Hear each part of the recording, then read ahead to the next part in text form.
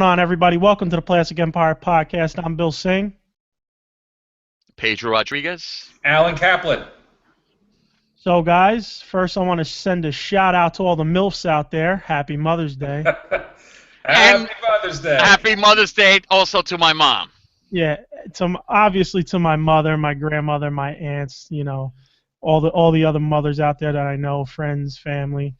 But definitely, you MILFs. Mills, absolutely. And speaking of aunts, happy Mother's Day to the hottest aunt right now on the planet, and that's the new Aunt May, Marissa Tomei. No spoilers, but she's hot. See, but that's a spoiler because I had completely forgotten that she was hired to do that role. So now when I see her on the screen, I'm gonna be like, oh, that Alan, he ruined it. Thanks, Alan, you piece of shit. Yeah, I haven't. Sorry, folks, but I haven't seen it yet. I'm gonna wait till next week. I'll see it during the week. If I'm lucky, I'll see it tomorrow evening. Yeah. Anybody's got a screener, bootleg screener, don't send it to me directly. Yeah. I'm gonna have to see it next weekend most likely. This weekend I couldn't. Obviously, like I said, Mother's Day. We started with that, and I was up in Massachusetts visiting my grandmother, and it was her birthday. Birthday. So that's a twofer. That's a twofer. Her birthday and Mother's Day. Plus, it was actually my aunt's birthday, who she lives with now. She had a stroke, so she had to go live up there. Sorry about that. Well, I mean, I was gonna make a joke. Lucky you. You only have to see them once a year. Nah, I wish. Everything knocked out. Used to live around the corner, man. That sucks. I don't get to see my grandma. Yeah. But Bill, you didn't visit me. It was my birthday too. Back on Friday. Happy birthday, Alan. That's right. I mean, on my birthday. It doesn't. You did do that too. Alan, it doesn't count because you left us. I know. Okay, you're no longer here. You left us. So I know. It's not the same. You get the Facebook happy birthday. Exactly. I got the Facebook greetings. I'll live with that. So anyway, I can't wait to see. Civil War, man. That shit looks amazing, and I'm kind of pissed I didn't get to see it, but I got to see my grandma. I love her. Yeah. Hey, look, that movie's got. I want to see it. What a great time to be alive. No matter what you think about Batman versus Superman, wherever you are, think about it this way: we had Star Wars Christmas, Batman versus Superman. Okay, now Civil War, and I thought it was going to be in November, but at the end of this month, we have X-Men. That's right. 2 Marvel movies in a month. Hey, I got to call the ref to stoppage here. Batman vs Superman. I know we really didn't delve into it, but I have to mention this because it's a part of my childhood. All right. So, the very beginning of the movie with the Waynes being murdered. No spoiler there. I mean. But do you know who the Waynes were? Who were the actors? Yes, that's what I'm getting into. That's one of the things I'm getting into. So, hopefully that's not a spoiler to anybody who knows anything, even the slightest about Batman, that his parents were murdered. Impossible. People, right. Babies in utero know Batman's origin. Right, exactly. So I have to shout it out that there was an awesome piece of cinematic work when in the background as they're walking down the street with little young Bruce, that in the background on the marquee was Excalibur. Mm-hmm. As the movie in the theater, and actually even better, coming soon. Right, Excalibur was my shit as a kid. I medieval shit. I am a medieval guy, and I was so souped up when I saw that. I was like, I geeked out more than anything, man. I mean, I've never seen the movie. I gotta check it out because I don't think I've ever seen it from start to finish. Really? Oh man, I loved it as a kid, and that was cool. And then also the fact that Maggie and now Negan from The Walking Dead were the Waynes. And that totally makes sense. I mean, those two together, Negan and Maggie, would make up Bruce Wayne. There you go. So that was pretty cool. And I also like that whole pearl necklace scene where it got caught in the slide. Very Frank Miller, gorgeous. Yeah. With the it got caught in the hammer, and it's gorgeous. That was awesome. But yeah, so I mean, I didn't mean to call the ref stoppage there, but I had to shout out the Excalibur scene, which is cool. You guys got to watch. I mean, Alan, you've seen it, but not through. Yeah, Well, I do feel like I have to watch it again from start to finish. if it's on Netflix or one of those streaming sites, I'll watch it. Hopefully not on USA or Oh, TBS. oh yeah. So you want to go into Fear the Walking Dead since we were just talking a little Walking Dead. Oh, absolutely. This season, I gotta say, I've anticipated it. I've been excited for it. I think it's great so far. I felt a little like like uh, tight, like my fists are clenched, going, come on, something come, happen. Something happened. Yep. Right, it seemed a little slow, and now we know the Strang. We know what's going on with Strang and like a little bit of his background now, so we're finally starting that character. Well, what did you think about the? What do you think about who? What do you think about the twist with Strand's character? I don't know if you want to spoil it, but what did you? How did you feel about that? Well, How it was handled? Strand is like this guy. Like I kind of saw him as a snaky type of guy, like a schemer, scam artist, if nothing else. And that kind of came about. I mean, that's basically where he started, and then he just happened to scam the right person that was like, hey, your talents could be used for other things. And that, yeah, I like that as well. listen, I will say this again. Everything's got to have something gay in it nowadays. Yo, I love gay people, all right?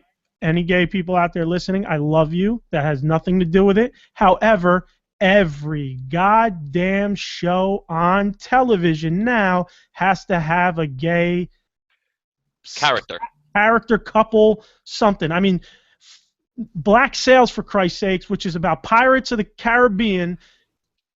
There's the whole main story was based. One of the main characters was based off a gay relationship. Didn't find that out till like season 3 or some shit like that. But seriously, I mean 2 or whatever. Come on, man. Let's Well, so we have to be completely. Look, I'm going to play devil's advocate here. We're talking about like everything before nowadays, everything was completely heterosexual and completely one way. What I will say about what they did with Strand was that they didn't make it the focal point of the episode. It was something about his character we didn't know. Right. And it helped a little bit in the relationship and how that it helped explain a little bit on why he wasn't killed. Right. Okay, on why he was able to survive. And I'm getting more and more desensitized to seeing guys kiss. I don't know. Listen, I don't even care about that. It doesn't even bother me. Dude, do it all day long. I'm just saying it's literally every show now they shoehorn it in. That's the difference. I didn't think it was that shoehorned. It could have been worse. Well, maybe not per se forced, but they always have to find a way to get it in. So. Yeah. Well, they're getting it in. No pun. I think. Look, they're making up for how many years of TV has been? They're trying to make up for the last. TV was like since the 30s, so they're trying to make up for the last 70, 80 years, in one episode. You're never going to make up for the way you treat people, man, in the past. Well, you know what? I thought they did it with some dignity, and it showed you that there's a character that was a schemer, but he's the anti-hero type of schemer. Like sometimes, what's up? It worked for sure. Sometimes you need the just like in Dungeons and Dragons games, you need that thief who's part of your team. You need that guy that's willing to do the dirty things. And for some reason, and we don't know yet, he promised to save a lot more people than he's capable of doing, and we don't know why yet, and we don't know if it's because it's in his heart, or does he have some way of using it to his advantage? He bitched out real quick, man. He jumped He saw he didn't have the clip, and sorry, Alan, if you lost. I'm sorry I lost Alan, but the boat. This last episode was friggin' amazing. It's the one we've been waiting for. Okay, everything's been building like it was insane from the moment it opened to everything. I mean, we were just bitch slapped throughout the whole episode like this.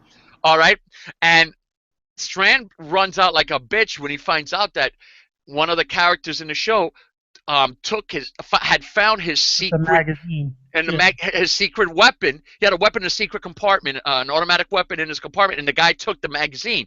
So when Strand went to look for it, he goes, that fuck. All right. The next scene, he's on a raft and he's like, out of there, hightailing it out of there. Booked it. Yep. Not real fast. And then he got his boat shot, and they eventually came and found him. Oh, that was really cool too. And I love.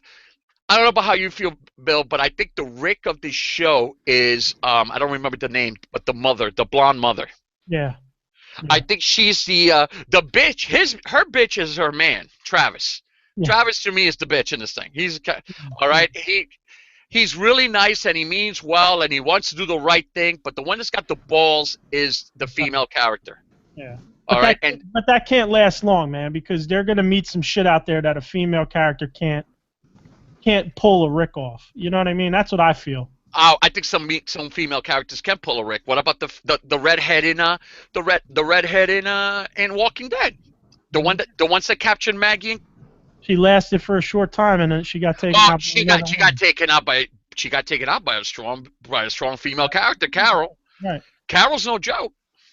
Right. I mean, I know, but not Rick. Nobody's gonna be Rick. They're not gonna give you. I hope they don't do a Rick in this show. Right. All right, we already have one Rick, and that Rick is good. But I think she's the one that. I think she's going to be the focus. She's going to be like the leader, and then the Daryl is Ruben Blades. Yeah, I got to be honest. I think that the son, the kid who was I forget his name too. He's on heroin. Chris. The little bitch. No, not what's his name, son. Her son. Her son. Oh, yeah, the heroin addict who's basically at home. I think he's going to be something on the show in terms of he's going to be a pretty key character. You could see. I think he already is. Yeah, especially when you see that episode, and the things that the guy's completely at ease. But anyway, great episode. Can't wait for tonight. Yeah. And I gotta say, like I said, I felt like it was like, white knuckles, like leading up to finally there's some action. She was talking to somebody on the shortwave radio, and of course they event. You kind of forget about it. What's his name's sister? The character we were just talking about, the heroin addict sister. We really need to know these characters of these names. We're really hard because right now it's just gibberish. The daughter, she was on the hot daughter, the hot sister. She was on the shortwave radio, and you kind of forget about it because she hasn't been on that for a few weeks, and bam, they show up. And you're like, but what about this? Yeah. How about the fact that she claims she seems surprised that the invaders knew everybody's name on the boat, and she claimed that she didn't give that information away. Could it be possible that they picked up our floating people, the floating chick and the floating burn victim? Good call. But yeah, why would they? Because she was in the plane crash, so why would they have her this long into the show and then? Yeah, and she showed up and she was on the Talking Dead, and it didn't seem like it was bye-bye. When the redhead that captured Carol and was killed, captured Carol and Maggie and was killed, when she came on the Talking Dead, they made it very clear that this was her one and done. Okay. Now, she was also obviously killed in the episode. Right. Okay, but that's a good call. But did they tell her names? That's the other thing. I think maybe she gave them the information, and they were obviously chasing them. They might have run into the raft, brought her in so that she was a survivor. I don't know what they did with the kid, but we'll see. Yeah, but now it seems like it's picking up steam, and I had no problem with it how it was. I just you're white knuckling, waiting for something massive to happen and the story to really get going, and finally it did. And it blew up. Yeah. It blew up. Okay, I have to say that was. Tonight's gonna be fun. Tonight's a fucking night for me, man. We get to see some action on the Fear the Walking Dead, And then we get the Tower of Joy flashbacks. The fucking Tower of Joy. The Tower of Joy. Oh, and if after the Tower of Joy, if that wasn't enough, those 2 episodes in a row, we get Silicon fucking Valley. Yes. What a great show. After the cliffhanger, I'm like, okay, where they're gonna go, and they always find a great way of just bringing it all together, and then but bring it all together, and then everything just falls apart. All right, bring it together, falls apart, and you'd think by the 3rd season we'd be tired of it. They find new ways and new wrinkles every single, and all the stuff, Alan, is right out of Silicon Valley and Wall Street. Yeah. All right, about venture capitalism. Okay, it's about all these douchebags and all these companies and starting companies, all this stuff. I mean, the amount of research and the amount of work put in the show, you could tell it's unreal. It is. And the humor isn't that like typical direct at you humor, yuck shit. It's it's not a fucking sitcom. It's awesome. The humor is great. It's like I get maybe you have to have that type of humor. Sense of humor, but I love it. It's subtle. Some of it is subtle. Some of it is over the top. It's over the top and it's cerebral at the same time. Right. Or cerebral or geeky. I mean, one of those. Like Rigby. Yeah, I'm getting Rigby shirts made up. That's for sure. That was you. That was totally you. And again, now we lost Alan, and everybody else doesn't watch the show. But you know what? It's a worthwhile It's in my queue. No, Rigby stands for Richard is great, but you know. Basically, they were trying to find ways to tell him to fuck him. They want to bail out on the guy that basically has brought them all the way here. Yeah. All right. So the guy's got to make a moral stand, and he needs his boys to back him up. And his two engineers are like, "Yo, we want to get paid. Wow, we didn't make this decision. It wasn't us. I mean, we love our boy, but and that's where Rigby comes in. Yeah. So they complain, they bring up all the negative things, and Rigby covers all the positives. Yeah. You don't have to say the positives. You don't have to keep saying Richard's great. Rigby. Richard's great, but you know this, and this. So, great cast. I'm getting that shirt made for myself at least. But yeah, awesome. Big B. Oh no. Actually. Big B, there you go. No, actually, we need that to wear around you. Yeah, there you go. And Big B is the name of the big bad wolf in Fable series, so that's actually. There you go. You guys can get a Pigby. Bill is great, but you know. Pigby, I like that. How about Pigby? Pedge is great, but you know. Hey, we could just have a whole Agby, right? Igby. So. And don't forget Jigby. Gil? Oh, Gil, that's perfect. Yeah, I mean, if anybody needed a Gigby shirt, it's Gil. We love you, Gil. We love you, yes. Oh, he's watching Civil War. Even though he's still on social media. Oh, okay. I call him and he answers the phone. Oh, it's about to start. Oh. Why the fuck are you answering the phone? Hold up, man. Turn that audio off, you bastard. He's probably recording it. That's why. Yeah, right. Hey, at least we'll have something to watch, right? Me and you. Exactly. He's going to sell that to you, believe me. He's not going to give that. I know, he ain't going to give it to us. That's for sure. No. He'll overcharge us. Oh, the bootleg will give it to you for $5. He gives it to you for $15. So. No, he'll give it to you for the same price that he paid for it. Then he makes no money. Or he'll hold on to it until it's no longer relevant. But anyway, he puts it in his storage and he's paid, so it's worth about $7,000 now, even though he paid $20 for it. So, Alan.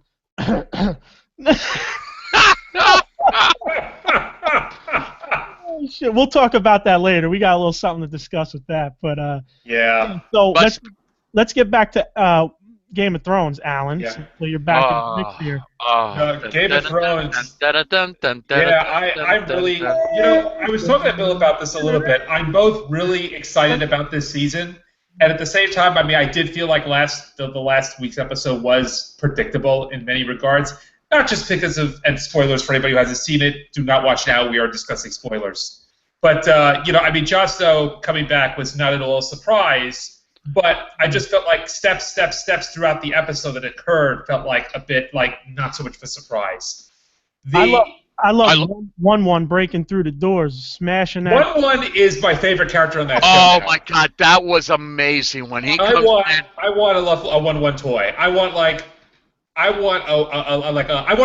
Metroplex-sized 1-1. Oh yeah, they're doing the McFarlane one, just so you know. Yeah. Pedro told me about that, but I want a Metroplex-sized 1-1. I love the episode, and I understand that we knew a couple of beats that were going to happen, but we know these things are going to happen. Now, I understand maybe you're not crazy about the execution and how they did it, but right now, there are no original stories under the sun. I mean, there's some twists and stuff like that. I wanted to see this. We've been waiting for this, and considering that it's only 10 episodes a season, I think this one is 10. We've already seen 1/5 of the season. I know, it's pretty sad. So we had to get it. That was big. Early on, not a lot. Yeah. And it sets it up because if they were going to do the show for another 5-6 seasons, they could have drawn it out. Yeah. They could have drawn out the whole thing. But considering there are only 3, including this one, there are only 3 seasons left, they had to get to it. I like the way they did it. Was it quick? Did we know it was going to happen? Yes, but it's something that had to happen. Yeah, I like that it came real early in the season, and I mean, everybody knew it was going to happen. You know, Jon Snow is a massive character, and if you read the books, even if you watch a show, you know he's a main character. And I gotta say, like, I felt like the same with the Negan thing that with me is where I felt that it lacked a little in like that value that you wanted, that shock value, or you've been waiting for it so long that when it happened you were kind of like, okay. Well, they didn't give you a chance for that this time because there's only 2 episodes since it happened. Well, no, wait. We've been waiting for this for almost a year, since last June. But yes, if you look at it in that terms, yes. But I mean the execution. I don't mean the build-up. I just mean the execution of the scene. You know, him coming up. Not to say I didn't go, yeah, you know, like, you know. Of course I was pumped up, but I was pumped up too when he took that breath. You're like, oh, thank God. Yes. Because the thing is that you only have 10 episodes, so they're going to build up bullshit that we know is going to happen anyway. Get it over and done with. Now, I don't know what's going to happen. Are the bastards going to battle it out for the North? The Wall, Civil War. All right, we're talking a major civil war here. Yeah. And first of all, I love this show, but I just, and one of the cool things about it that gives it that rawness and that realistic edge is that innocents die. Yeah. And what happened to Ramsey's stepmother and child, it's just, I hate it when the show does it because it's just, but again, that was so telegraphed. Like, you saw that coming 3 scenes ago. What do you mean 3 scenes ago? But what do you mean? What are you talking about? What was he gonna do? Surprise you by putting him on a horse and go, bye-bye, have fun? No, I thought that maybe, I don't know, maybe like he takes the brother in, he kills the mother, but takes the brother and says, I'm gonna mold this. Oh, come on, that guy's gonna take care of baby. Unless that baby. He killed the father for that reason. You never take it in the Well, that's what I'm saying. Once he killed the father, you knew what was happening. That's the right. So what's wrong? So they should have just not filmed it, just cut it? No, I'm just saying it was all telegraphed. Oh, Alan. Oh, my God. Telegraph. What did he... What, did you want a raven? Do you want the father to first get a note from a raven that said, "Oh, I just killed your wife and your child"? Yes, and here's for you, pup. What are you talking about, dude? That was heart-wrenching. You knew it was coming, but that was brilliantly done because you know it's coming. It was. But that was, no pun intended, executed brilliantly. Yes. Okay. I'm playing devil's advocate. It was a beautiful episode. It was a beautiful. The first 2 episodes are so beautiful so far. I'm playing devil's advocate. You're baffling me that you're like, I can't believe he didn't keep the true heir to his father. Yeah, graze it. Exactly. No, I'm not saying that's definitely going to happen. I'm just pulling something out of the air to say make something different with it. Don't you know anything about medieval life? Come on. Of course. It's all about the heir of the house. All right, this isn't the Lord of the Rings, okay? Jesus. This is the X-rated Lord of the Rings. All right, and you know what? And as badly as I felt about Reek, aka Theon, you know, I really like what his character did and reminded us that he can't go back to Jon Snow. Yeah. He didn't kill their brothers, the Stark brothers, but he still killed 2 innocent kids. And, exactly. And Snow would have people there too. He killed other people at Winterfell. And he killed, but yeah, and all their maester or whatever, the guy that helped run.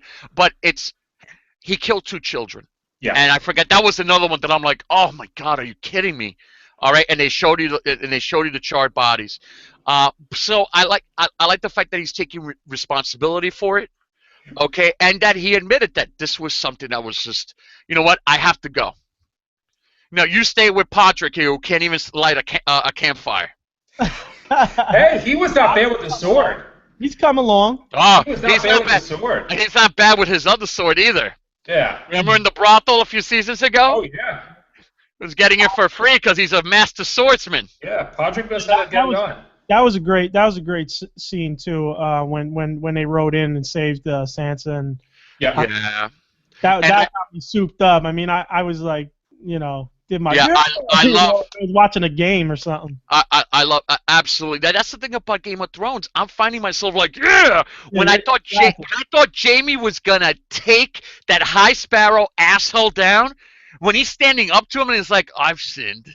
I was like, oh, Jaime's going to take him down. So, I need help understanding this. I need help.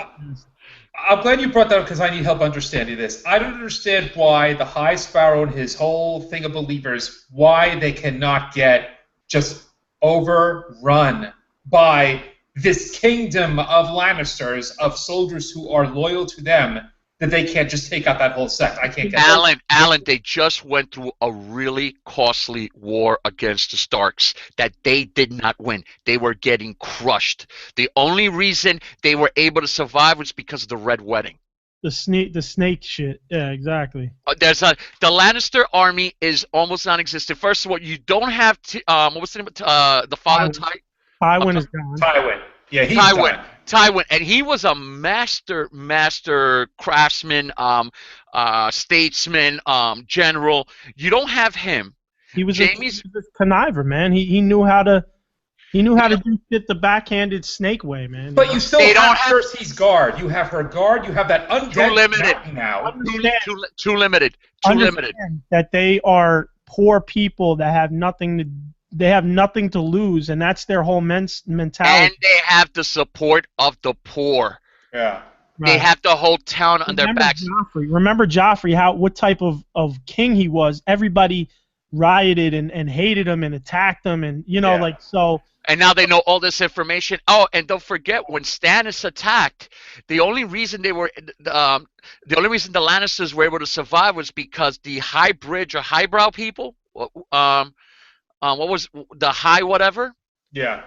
Basically, the Queen's family. They came in, and her gay brother. They came in and helped protect them, and they're not saving or helping the Lannisters now. Now, why don't they go and attack the High Sparrow? I don't know. That's the thing, and I don't understand. It's like, send the Mountain. The Mountain, unless I'm mistaken, now is like a Frankenstein monster. I don't think you can really do anything to him. Just send him in and just topple the whole thing down. Yes, dude, but he's not unstoppable. But we don't know that. We don't know. Look, I promise you this. Enough men with enough rope and enough weapons can tie him down and stop him. He is very powerful, but he could definitely be overrun. If you have a whole city going up against him, he's going to take a lot of people out. But he doesn't, because then you're talking about a trump card. You're talking about somebody who's stronger than anybody, stronger than dragons, and that's it. There's no more Game of Thrones. They won because they got the Mountain.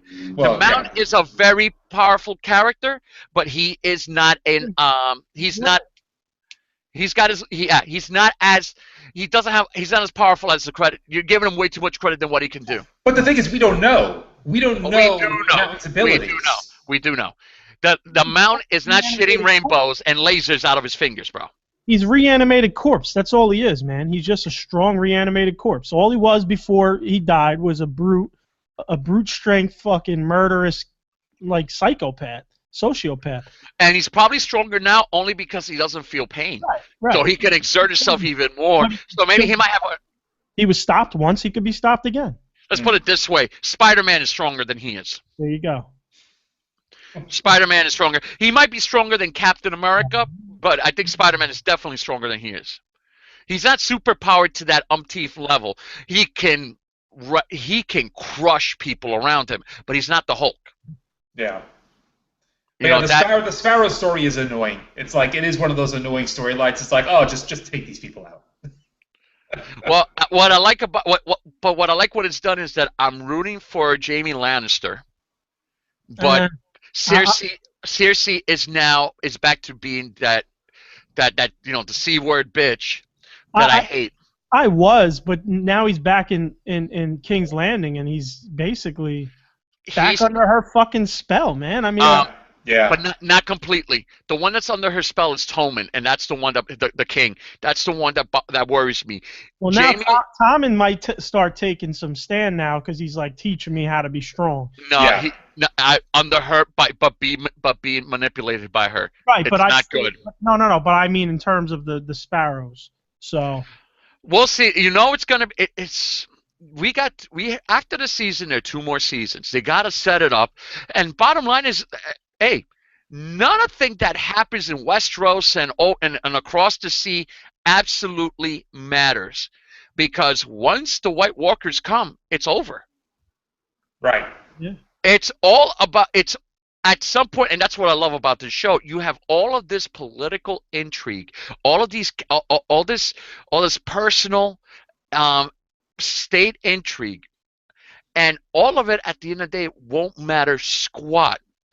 Because of the White Walkers, or what we are witnessing is how Westeros gets itself ready inadvertently without really knowing, by all these changes, all these political changes, all these new alliances and changing alliances, and all this stuff, like the stuff that's happening to Arya. All of these things are happening in concert without everybody noticing. That's going to help them withstand the White Walkers. The uniting of the. Westeros, and that goes down to if you look in the episode when what's the guy's, oh man, I can't think of his name. The Castellan. He was the Castellan of the Night's Watch, Thorne. So Alistair Thorne. He was like, no wildlings have ever held the castle in 1,000 years or however many years he had said, and he goes, well. You're the first guy that we've held it over now. So now the wildlings basically have taken over the Night's Watch. Yeah. The wildlings are basically. I wonder if they're gonna be, if they're for all intents and purposes the new Night's Watch. Right. Yeah. Right. And I didn't articulate that well, but he basically said he's now the commander and the commander of the Night's Watch. And he said no wildlings have ever, like I said, has ever had it in so many commanders' night things. And now we do. And like to what you said, it's a changing, a switching of who's in control and who's in power, and maybe that, knowing that Jon Snow is such a pivotal character, and that now he has the wildlings at his back, maybe that's a start. That is a start, because Ramsay's now, and the next thing Jon Snow has to do is regain the North. Yeah. And he does that. Ramsay has no clue what's waiting for him at Castle Black. Exactly, and that's what I'm happy about. He thinks it's 40 ninjas. Yeah. Just waiting for him. And listen to this. I mean, you're talking Jon Snow can't fight the battles of the realm. Well, Jon Snow died. He can now. This is what I'm also curious about. Come tonight. Yes. He is not tied to the Night's Watch anymore. Right. Oh yes, yeah, exactly. Just like he the died. cast. That's it. Clean slate. The producers, the producers and writers of the show and the cast have all sworn up and down, Jon Snow is dead. You know what? He really did die. Yeah. Been brought back, and it's not the same exact Jon Snow. What I think is going to be the best scene of the entire season is Ramsay's going to show up, and Jon Snow's going to be there. And Ramsay's going to go, "I have an army," and Jon Snow's going to go, "We have a 1-1." Oh shit! Hey, that 1-1 scene where the dude shot him with the bolt, and he just grabbed him and just smashed him. Smashed him and then smeared him on the ground. Oh my God, that was awesome. I do have to say, man, like, I think, I know you're joking about the best scene of the season, but I feel the best scene of the season is going to be that flashback to the Tower of Joy with a young Ned Stark cutting down Sir Arthur Dayne and going and getting to his sister Ilana, and I feel that theory. Okay. You gotta slow down. Slow down. You gotta stop that. That's book. Okay. That's book talk. It's not book talk. Wait. Slow down. Who is Sir Arthur Dayne? Sir Arthur Dayne was a member of the Kingsguard. He was there to protect what's his name on the Trident that got killed. A Targaryen? A Targaryen? The king? The Mad King? Not the king. Is his son was Rhaegar, right? Rhaegar. Right. He was one of Rhaegar and the Mad King's Kingsguard. Okay. Or the the Kingsguard. He was there. Him and two other Kingsguard were at the I don't remember the other two. They were at the Tower of Joy protecting Ilana in there during the battle, but Ned came to save her while Rhaegar was off fighting and. I was gonna say because Rhaegar wouldn't have hurt her. No, well that's the thing. Rhaegar was out there, and listen, this is the whole backstory. They don't realize, like, Ilana, from what it seems, wanted to be with Rhaegar. I mean, that's what they've. I have a feeling it's mutual because you have the whole story about her receiving the rose from Rhaegar when Rhaegar was supposed to give it to his wife after jousting. Exactly. And I think against the Mountain. Right. That's right. The Mountain killed. The Mountain killed the Mountain killed the Dornish queen. It wasn't the Mountain, but yeah, no, it wasn't the Mountain, but yeah. And they kind of didn't know that. And Ned's father had been murdered by the Mad King and his brother, so Ned was kind of out for blood too, and he wanted to save his sister. I don't think he realized that his sister was in love with the guy. Oh, maybe that's what happened to Hodor. Well, we'll find. That's another. Yeah, that's an interesting one because I bet you that's why Hodor is still part of the family and taking care of the boys because he stood up for the Starks at some point. Right. But not out there. I don't know if maybe out there, but. And you know what I loved how the crow in man form tells him that being in the past, it's like being in the bottom of the ocean for too long. Yeah. Because you'll drown. Because you know what? If I'm the what's the name of the kid? Bronn. Okay, if I'm him, I would have stayed back there. I want to see. I would have been like, oh my God, this is my family. I got to see this, and it's a different time and stuff like that. But if he stays too long, he would have he'd never come back. Yeah. I love things like that. Yeah, and so this whole Tower of Joy thing, it's going to be awesome to see Ned Stark and Howland Reed go up and four, I believe 5 other guys that they had with them going up against these 3 legendary knights and. I don't know any of this. This must be from the books, and they may have discussed it. Trust me, there's a lot of stuff in the show that the first time you watch it, you don't catch. Right. But that's you go back to watching them and reading the books again, as a matter. And also and there are tons. My uncle found some insane websites and there's a wiki just for Game of Thrones where the plot is a paragraph, and the synopsis takes you 15 minutes to read. Very detailed, and they let you know. And they've and the sites with interactive maps that shows you what these things are happening and where they're moving. My brother told me about that as well. That there's maps you can actually watch, and it'll show you what happens where and when, and that's pretty cool. I got to look into that, but yeah, I mean this is a big thing. If you're not too sure about Tower of Joy, man, this is one of the biggest theories in Game of Thrones, Song of Ice and Fire, out there. I mean, it's probably it's the biggest theory, and hopefully tonight the theory will either be strengthened. I thought the biggest theory was the 3 Tanagarians, the one that we know, and the other 2 suspected Tanagarians.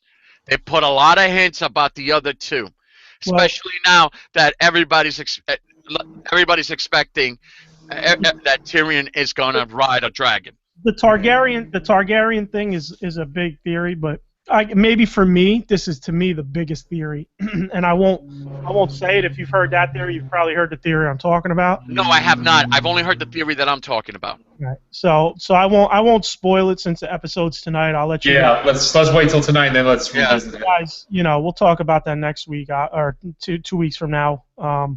But to me, if they show it tonight, which I'm hoping that they already are showing the Tower of Joy, so. Well, you think we'll get one per episode? Of what, flashbacks? Yeah. Possibly. We can only hope. Yeah. We can only hope.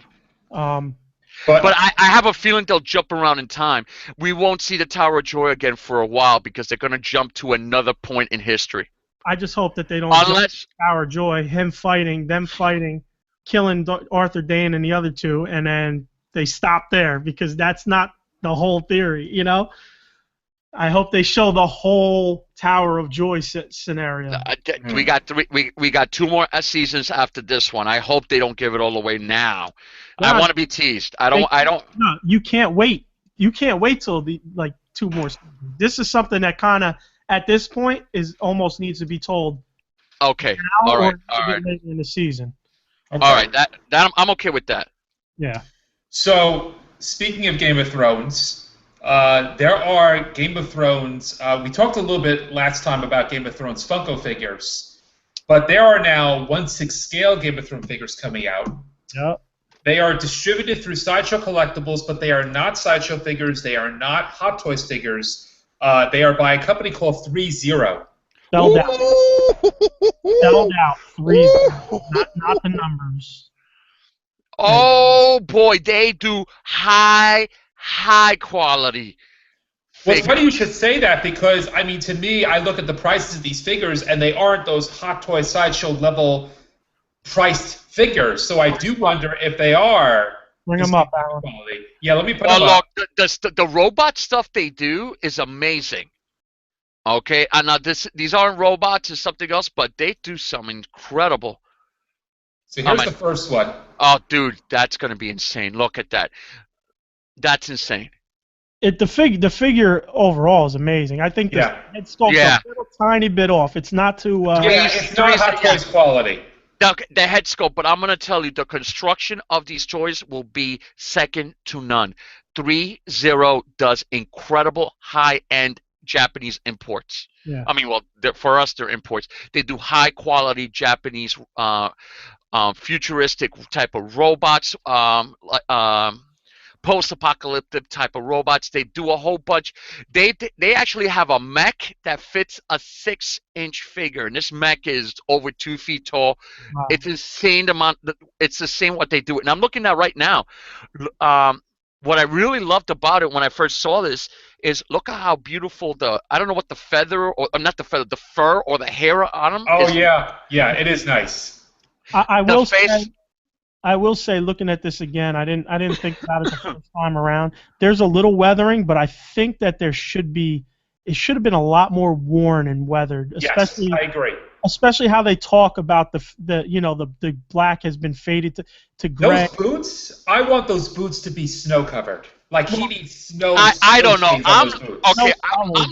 I'm seeing it on the bottom of his skirt. I'm seeing it on his boots. I think it's not going to be snow covered all the time. It's probably going to have salt more than anything else. Salt, yeah, that's what I meant. What I will say about the face is that it looks a little too like it looks like it should be a wax. It looks like it's a wax statue. Yeah. You know, like when you go to Madame Tussauds wax statues. So the face is not as realistic as Hot Toys, but I'm going to tell you, the construction of these things should be insane. the leather, the costuming, it's gonna be good, and it's gonna be very expensive. Have they given a price yet?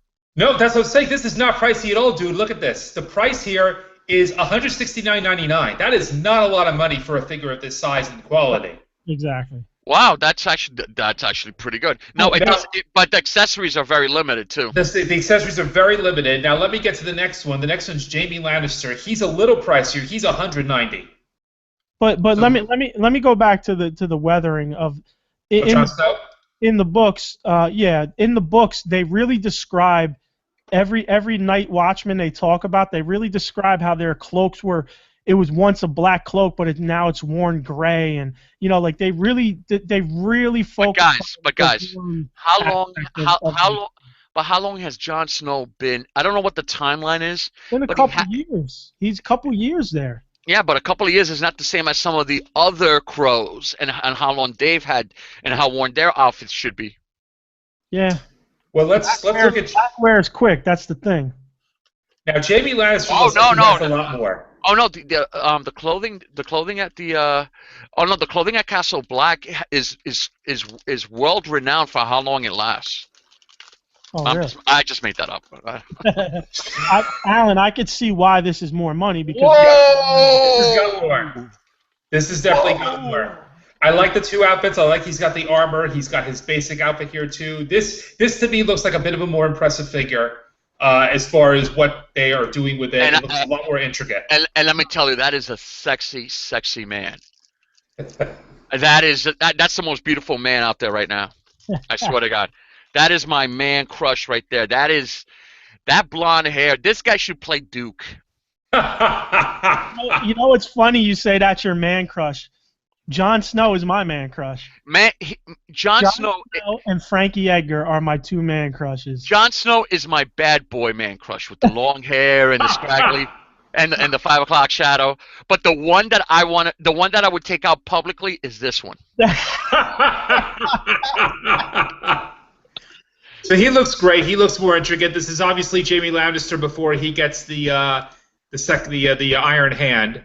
It would have been nice if that was an additional accessory, but I guess that this is supposed to be him from season 1, if I'm not mistaken. And this way they can sell another one. Exactly. So this is cool. I don't think I'm going to buy this line just because I'm really trying to cut down what I do buy from the 1/6 scale line. But this is impressive. I should probably order these for the office, actually. Hey. There you go. Eddie's attacking us for having man crushes, and of all people. This guy is in love with Cristiano Ronaldo. I was just gonna say him. I was gonna say Hulk Hogan, but okay. I've never seen anybody gayer for a football player. Yeah, I mean, no, don't even call it football. Don't give them the respect. Soccer player, all right? You're right. Who likes soccer anyway? And any of you Europeans or Brazilians or Argentinians or anybody not from the U.S. says you love it, tough luck. We're still talking shit about it. we love you though as countries, but soccer's Yeah. soft sport. Soccer is definitely a sport worth riding over. Absolutely. Touch my arm. I'm gonna ride. Red card. Oh my God! I don't think this is not gonna. Eddie. Yeah, we lost all non-American fans right now. We probably did. We love you guys. Nah, listen, all joking aside, we love you guys. I'm just not a soccer fan. It's not popular here, obviously, but Eddie's Portuguese. He's from Portugal, so he's technically a European in my eyes. That's true. I got Portugal friends who are also who basically are European. I completely agree. Yeah. You have Portugal friends or Portuguese friends? Portuguese friends, sorry, yes. He has Portugal friends. I mean, those are special. Those are special. European. Eddie just said blow me. There's point taken, of course. No thanks, Eddie. That's the European in him. He wants to be blown. Just like Cristiano. Oh, that's hilarious. So, what else we got? Well, speaking of, I mean, we're still technically on, I guess, topics, movie, TV. There are a few other pieces of news that have pretty much come out. Big TV news. What's that? Some big TV and movie news. Big TV and movie news, yeah. I mean, one of the things we'll just touch on very briefly, this is not at all a fact yet. It's just simply rumored that Fantastic Four is apparently back with Marvel. There might be a new movie in 2020. It's believed this might be part of a deal that they made with Fox for animation purposes, with X-Men and some other things as well. So this is not for a fact yet. But if it is true, it's hopefully finally a way that we'll finally see Fantastic Four get the respect it deserves after a decade on film. So that'd be cool. But I mean, at this point, what are we at? What is that? 4 Fantastic Four movies within the last decade? Three. They're so bad. It seems like they're 4. But exactly. Oh no! There it is 4. No, 3 original. The 90s straight to video. Oh, I don't know. Oh yeah, but not the last decade. I'm thinking Silver Surfer and the other one before that. And yeah. I thought there was one after that, I thought. No, they're just so bad. You think? No, you know what? The first 2 aren't. They're not as bad as that. They're not as bad. They were bad. Okay, they weren't great, but they were serviceable. I like the Silver Surfer one for sure. The Silver Surfer one, yeah, I like that one. I like that one. I thought that one of all of them, that one was definitely the best. But it's coming. Possibly coming back under Marvel, and you know Marvel's going to do right by it. Well, I would say not exactly. I think it's what both Disney and Fox are realizing. Well, first of all, Fox totally struck out with Fantastic Four, but they hit a grand slam with Deadpool and these Bryan Singer X-Men movies. Yeah. If these guys are smart, they'll do like Sony did. They'll work some kind of deal up. Maybe they won't incorporate the X-Men or the Fantastic Four into the Marvel universe, but if they can get Marvel Studios, if they can get Feige or Faggy to do to put together the Fantastic Four movie, I don't care if it's his own universe. That might be good. That might be awesome. Now, speaking of wait, Fox, real quick, you're about to move on from that? I was going to kind of connect to another story in regards to 20th Century Fox, but Silver Surfer, Galactus, Doctor Doom, etc. No. This was something different. But if you want to first speak about that, all right. About what? There's a rumor that they've updated. They'll be included in the deal. Will be Silver Surfer, Galactus, Doctor Doom as well. Well, that makes sense because what kind of deal? Yeah, it would have to. But when you say it, well, what kind of deal are people talking about? When people say deal, what's a deal?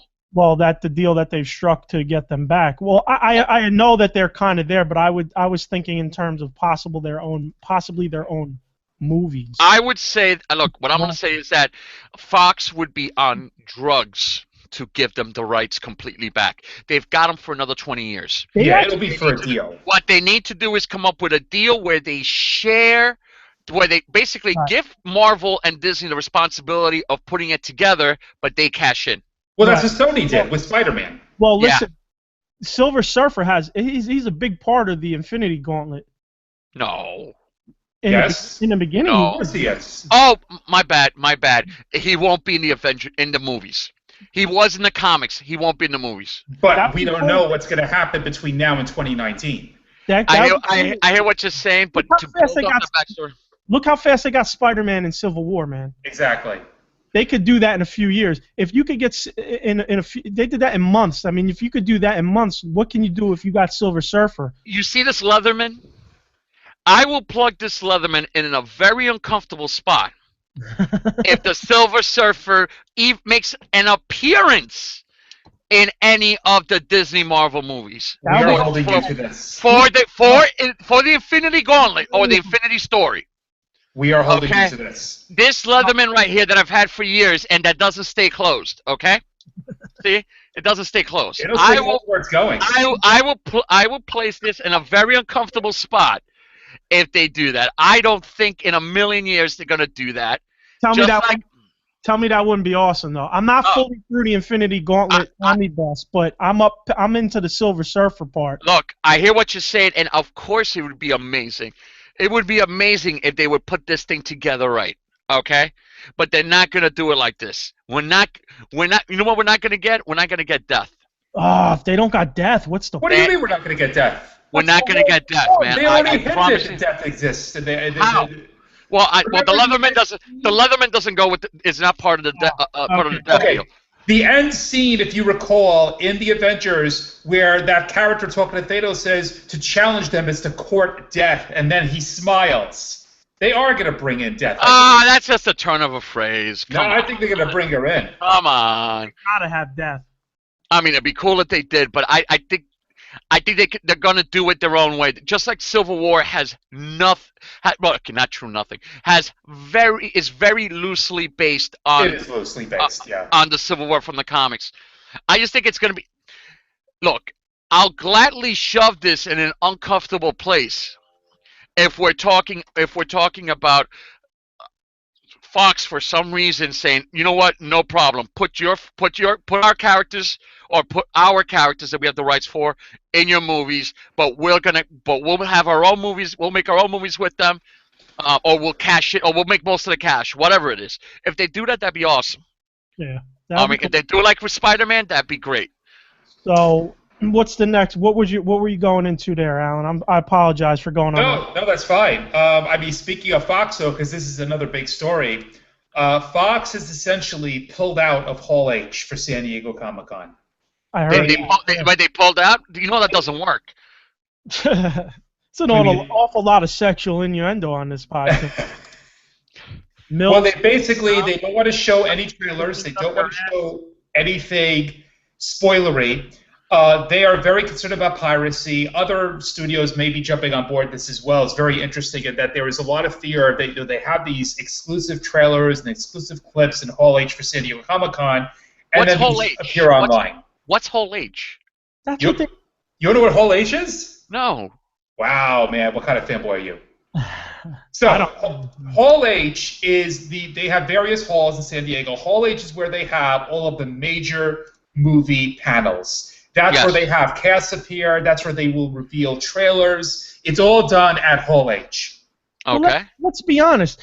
They're worried about pirating. This is how people get the word out. I know, and that's the joke. This is how pirated movie clips and pirated previews. That's what brings fans and gets fans. I am a little bit confused here. Since Wolverine Origins, what movie studio has been devastated by an early pirated release? Oh, that's gorgeous. What movie studio has been devastated by a movie release? So why do they care about the pirating? Don't they have it on lockdown? That's the thing, is that they just breaking records every single release. Exactly. You know, they got their panties in a bunch over something, but it's something that they are kind of starting, and it's just a rumor. No. They've officially announced that they're out. Listen. Fox. Not that any studio. Because this stuff is crap. Because people let their butt hurt over Fantastic Four. Listen, speaking of Fox, I mean, how did which Deadpool get so big and get that release? Bingo. Because it had footage release. Exactly. But they released it. Leaked footage is why that movie got produced years later. Yep. And look at it. No, but they leaked that footage on purpose. Ryan Reynolds wanted people to see that. He was the one that was legally put out. Rated R blockbuster. Okay. Biggest rated R movie ever in history. No. Let me put this out there. You know, to all you movie companies, Fox, whatever other ones there are, Time Warner, Warner Brothers, you know. Time Warner. Whatever, man. No, I'm just kidding. AOL Time Warner. But listen. I'm just fucking with you. That doesn't exist anymore. Yeah, it's probably sold 7 times over since AOL Time Warner. You guys, open your fucking eyes and shut your mouth and just put it out there, because you know what? You're out here, you're hitting us up because we played a trailer on our podcast. Okay, it's a trailer that everybody gets to see for free anyway on television, online, and we just are trying to put it out to even more people and bring you more. Let me tell you, but you know what? But that's Sony. That was Sony. This Fox thing. These are people that are thinking really small. Disney doesn't do this. Okay. Well, Disney has their own thing now. They don't even go to Hall H anymore either because now they have D23. Although D23 is every other year. What are you talking about? They were there last year. They were there last year, but there are other things now that they're going to hold off on and wait till D23, depending on what year that show happens. Yeah, okay, but that's different. But that's because they want to hold, just like everything else Disney does. They want to own everything. Yeah. But if you don't, I don't see the. I can't. You want to sell a property, you want to sell something, you got to do it at San Diego Comic-Con. Unless you find some other venue like you're saying Disney is doing now, you've got to put it out there. All right, that's just ridiculous. And also, what is Fox holding back on? What property are they holding back? What movie are they working on? You're only going to help yourself if people bootleg. But what movie do we no longer get the privilege of getting to see something for it? What movie is this? I don't know. Oh, so they're talking. It's a hand job. Listen, two of the last 4 biggest movies I saw bootlegs before I went to the theater to watch them. It's that simple. I'm going to see these movies because I know they have to be seen on the big screen. Did you guys hear how Kevin Smith saw the Civil War movie? No. Supposedly there are these theaters in L.A., at least one in L.A., one in New York, and a couple of other big cities, where they're called 4D. Okay. What they do is not only do you get the 3D visuals, but they have the chairs are synchronized to move with the action of the movie. When there's gunfire, there's smoke. They're doing all these things to get people to go watch the movie. And he said it cost them about $30. All right, so it's twice as much as a movie ticket. I'd do it. You know what? For a big blockbuster where a lot of crazy stuff is going on, hey kid, you know, it's short-sighted. It's short-sighted. Anyway, I don't know what Fox is talking about. What movie? They don't have Star Wars. I haven't heard any plans past. No, they have nothing on their docket. They're going to do Deadpool 2, but when is that coming out? I mean that I think is not going to be until 2017 or 2018. So what are we missing out this year? Well, that's the thing. I don't know. Unless you're talking about whatchamacallit. You're talking about episode 8. Where'd you hear this? No, I'm talking about Fox, not Disney. Oh, that was on CBR. You know what? I mean, it was on CBR, and it was also reported by what's her name? By our girlfriend, the trailer reviewer. I need to. You know what? Yeah, she reported it too. Look, you know what? If Obama doesn't come over my house, okay, with the original Bible that he got sworn on the first time he was elected, okay, and serve me some peach apple tree. Like that shit matters anymore, or at all? Politics? Come on. No, not politics, but I mean, I need something as big as I need something as big as that to convince me.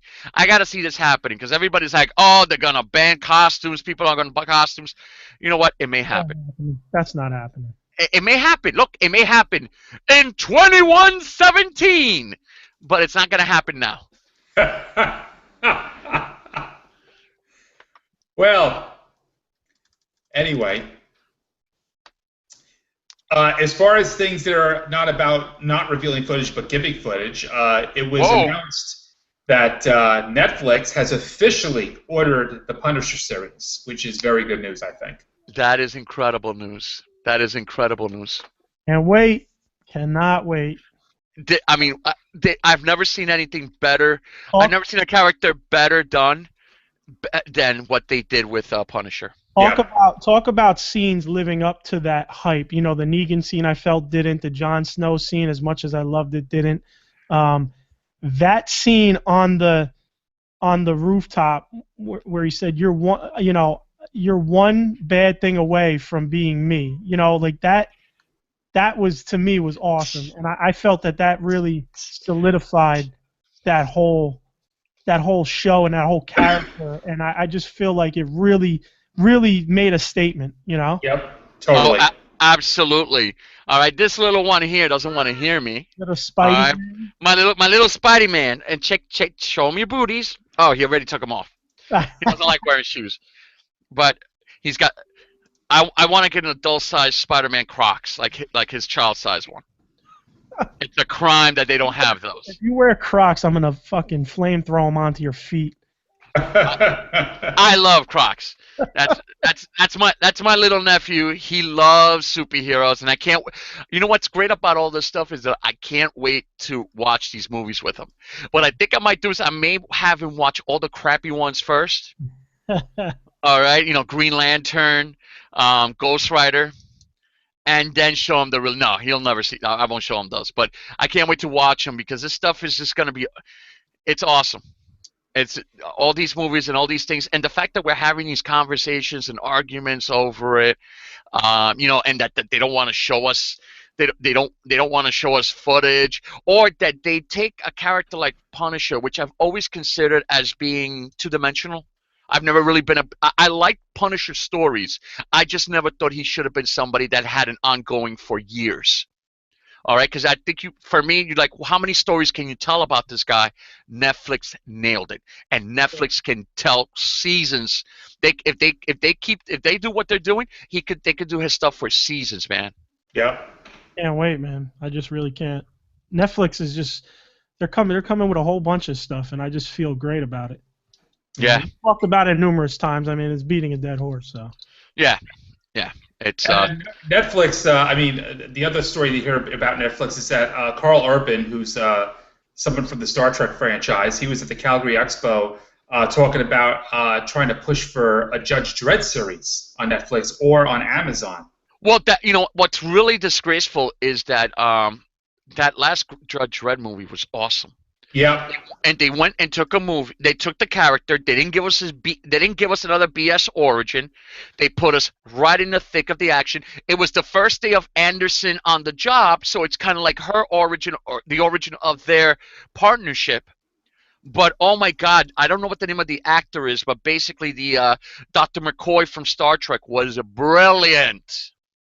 What a great movie. They're locked in with the criminals in this high-rise public tenement. All right, and they have to somehow take their prisoner and get him out alive. And they have to deal with multiple gangs and multiple bad guys controlling this high-rise on different levels in the future. That movie was awesome. I really wish they would continue with that. Yeah. It's one of those things that it doesn't get the respect that it deserves. Never thought it got the respect that it deserved. And I think that the last piece of movie news that we have for today is that Todd McFarlane has finished his Spawn reboot script. Nice. And finally! Finally finished it. This should be something that should be interesting. It should be, considering now we have this rated R thing going now with superheroes, thanks to Deadpool. I mean, obviously I don't think Spawn's going to have as much humor, but I think that the idea that McFarlane now is finally doing a hard R Spawn movie, that should be interesting. And let me tell you, it's not. It also won't be as good as Deadpool. Oh no! Tom McFarlane is not. Tom McFarlane is a great artist and an even better businessman. Yep. I just don't know. I hope he has somebody else touch up or look at the script. Hopefully, he's having actual Hollywood people involved with it. That's what's important. Yeah, because it's. I know that better technology on the first movie would have helped it. It's just that, Spawn is cool, but Spawn is just not. He's not that original. Yeah. I would hope that they do something decent with it. Oh, I can't wait to see it. I love the character itself. I love the way it looks, way he looks, and you know me. I'm a fan of aesthetics. Well, you know what? It could off of that. Look, it could look really good if you notice in Man of Steel and Batman vs Superman.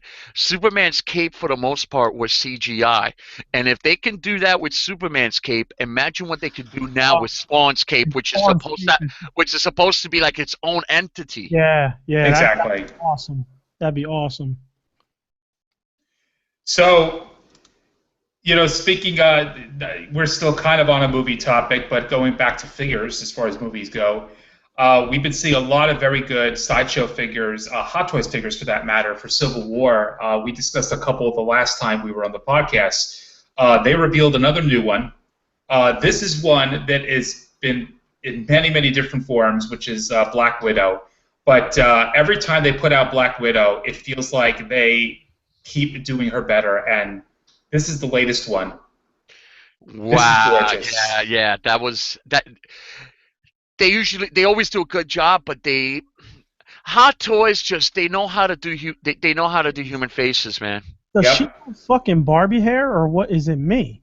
No, it's Barbie. It's Barbie style hair, but it's really well done. I have one of these. I have the original. Let me tell you, I wish I had hair like that. Wow. You do, Pedro. You do. No, I don't have the people to work on me to give me those curls. Wow. And I gotta say, no spoilers, but in Civil War, she was probably hotter than ever as far as her hairstyle in Civil War. And this figure kind of it pretty much represents it perfectly. God, I gotta be honest, man. This hair on this figure is amazing. If they should have put hair like Jon Snow would have did well with like legit hair on him. Exactly. Well, remember Scarlet Witch is her latest figure from last time. That hair is amazing. Right. Yeah, it is. And let me tell you guys, I love that it comes with that Ant-Man body. I gotta say, I love this costume. So this costume is as close to the comics as they've gotten. Yep. This is very This is, I mean, with her hair that long, this really looks like a comic, a classic comic, Black Widow. It does. The name is right in front of me, and I can't figure it out.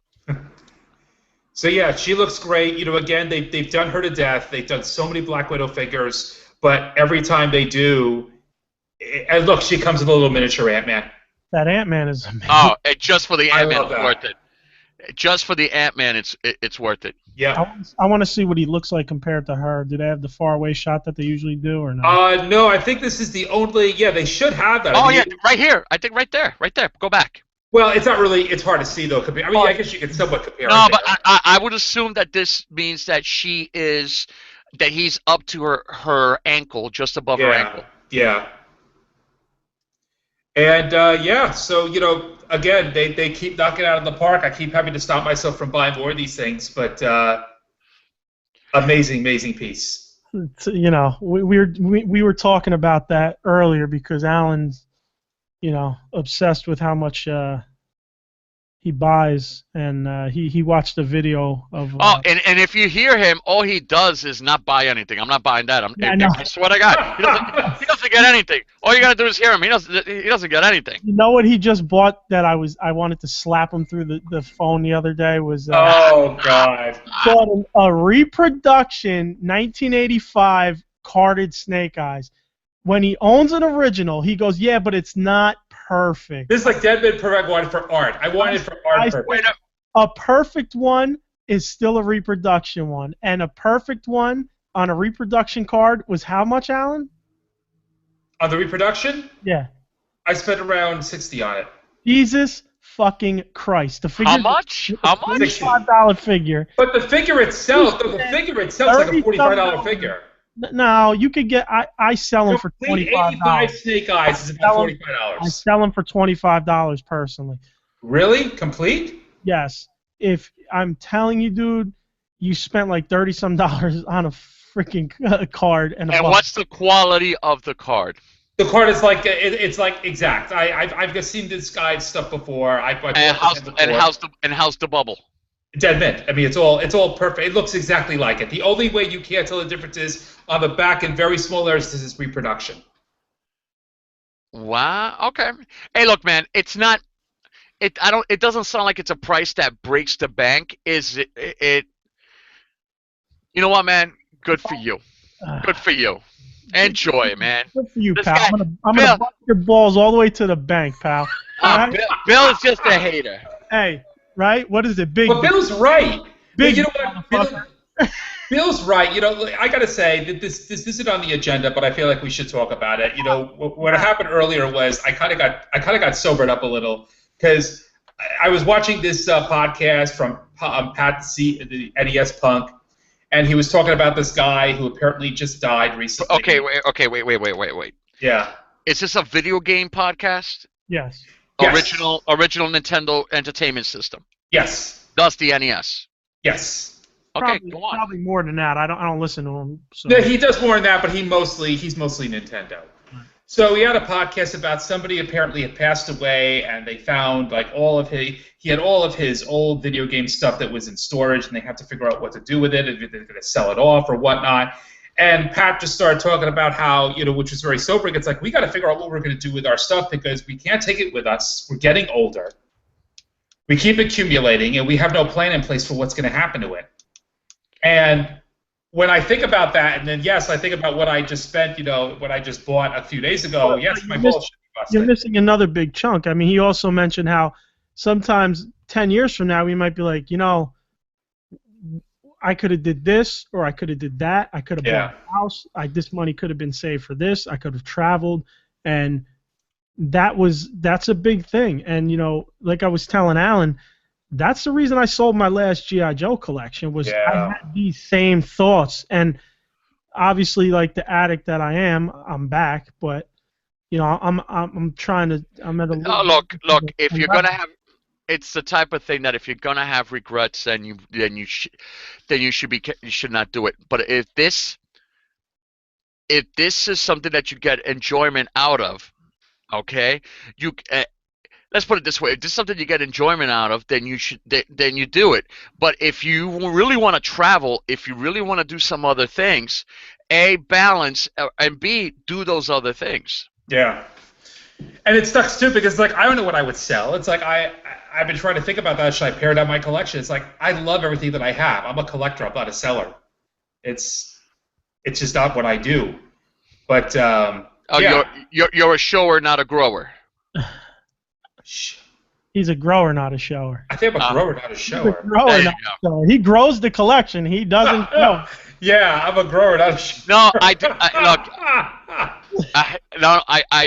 I feel the same way. But my plan is that I want to be buried in a pyramid with all my stuff because I am taking it to the next life. There you go. You have a plan, and that's what's important. I have a plan in place. That's important. That'd be great if you could afford the land and the pyramid to be buried.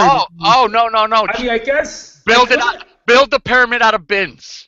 I could have public storage. Give me a plastic pyramid. Here. I could put a plan in place that public storage will for eternity. Put a payment plan in place for my 3 rooms, and maybe just cut me into pieces, put me in each of the rooms, and bury me there. I don't know. Guys, it's a simple answer. Put your stuff. Cremate you and spread your ashes. No. Cryogenics. Get yourself frozen. Get your stuff. Get your stuff in a security place. But just your head, because we know if we freeze just your head, you'll be able to come back in the future and do what? Stand on a podium with your face and just talk all day? Yes. Anyway, I didn't mean to get all morbid, but we were talking about buying things for stupid reasons. Alan's a little sobered up, and he might. The thing is, look, Bill, we all have our own things that are, we all get things that are like, why the hell did you get that? So to pick on Alan at least is not a completist, but he loves certain things. I do. He loves his Snake Eyes. He loves his mint and card Snake Eyes, and for $60, it's a lot cheaper than buying one at actual price dead mint. Which I already have, and I don't have a dead mint, so yeah. You don't have a dead mint, so you don't have it. If you were to go out and try to get a dead mint, you would probably have to get one that's AFA graded. Okay, how much did you buy it for when you bought it? Which one, the reproduction one or the original ones? The original. I think the first one that I bought, I have a few of them. The first one, by the way, the first one. Go ahead. How much? Well, the first one had a peeled sticker on it. I got it for $60. $60 fucking for an original. That was in 1998, 99, maybe. Okay, still a great deal. When $60 was like $1,000 now. Still a great deal. Okay, what was the next one you got? How much was the? The next one I got, which was the original Peach card for $85, I believe I spent maybe $200 on that one. $200 is a steal. What's wrong with the card and the bubble? It's not perfect. There's some veins. There's some. It's not punch. It's not perfect. Veins? What, varicose veins? What the fuck? Veins? What the the hell's wrong with that Snake Eyes? No, nothing at all. There's nothing wrong. I love them. There's nothing wrong with them at all. But how does it have veins? What do you mean it has to have veins? How does it have veins? You said see a card with veins? No. You mean you see a card with veins? Veins are. There's gotta be. You guys have totally different ideas of what veins and creases are. I think we are. I mean, they have plastic surgery for that, man. There's creases. They're little miniature creases that aren't they're not thick creases like. Okay, all right. I learned a new term. Okay, those are veins. Okay, because I'm like, what the hell is wrong with your car? I mean, that's one hell of a variant. No, I mean, believe me, they're not. They're fine. I just wanted to have one where it was like, I found it in a Child World today, and I pulled it right off, and there you go. Yeah. But. Good luck with that. But in any case. But yes, it is a weakness of mine that I buy multiple versions of the same type of thing that I love. And he loves to buy custom carded stuff. That I do like custom carded things, actually. Yeah. He does. Some of the stuff is very cool. It is cool. I bought one. $70. I'd rather get something I don't own that I can get. Like you want the Destro, the bagged. Oh, for anybody out there, if you have a mail-away bagged version 1 Destro red-backed file card, mint and bag, hit up Alan, please. Please, thank you. That's where he should spend the money. I'm willing to pay. Was that a Hasbro factory overstock? Is that why it was bagged? No. I believe that's when that was when most of that line, Steve Celentano will know this better than me. I thought that whole line at some point was available via mail away in one way or another, but I could be wrong. Oh, okay. Or JCPenney. Or it could have been JCPenney. It could have been JCPenney, actually. Yeah, I get surprised every year by how many figures were available mail away on that red card. But Destro is apparently one of the rarer ones, and I love Destro. I've been trying to do some completist Destro collecting, and that's something I don't have. Yeah, it could have been one of those Macy's or JCPenney. Mm-hmm. Not Macy's, Sears. I'm sorry, Macy's. Sears. Yep. Or consumers. So. Now, something else we should talk about, which is something that Pedro and I actually both love quite a bit, are these Hallmark ornaments. Ooh. And Pedro really got me going a couple years back when they made this Optimus Prime one that looked exactly like the G1 toy. Yeah. I picked it up at Hallmark. Yeah. I fell in love with it. I wanted to sleep with it. I got the Megatron one last year. And you are Jewish, right? I am Jewish. Yeah, and he's collecting Christmas. I got a Hallmark Christmas ornament back in 1995. I loved it. Didn't we just talk about this? Is there things we need to pare down? Now, if there's a He-Man dreidel, okay, I get it. Oh, that'd be awesome. The He-Man dreidel should be like Man-E-Faces with the multifaceted sides. Oh my God, that would be awesome. That would be perfect. Triclops and Man-E-Faces dreidel. Man-E-dreidels. Anyway. Here's the first one. This one, again, Transformers. This is Grimlock. Again, looks just like the G1 toy. I am a little disappointed it's not the robot version, just like Prime. Same here. I would have rather that he. Now, this is a classic form, so I guess they could get away. Yeah. With Dinobots, you can get away with either one. I personally would have felt the same. That it would have been a lot more. It would have been cooler if they had kept the theme of the robot form.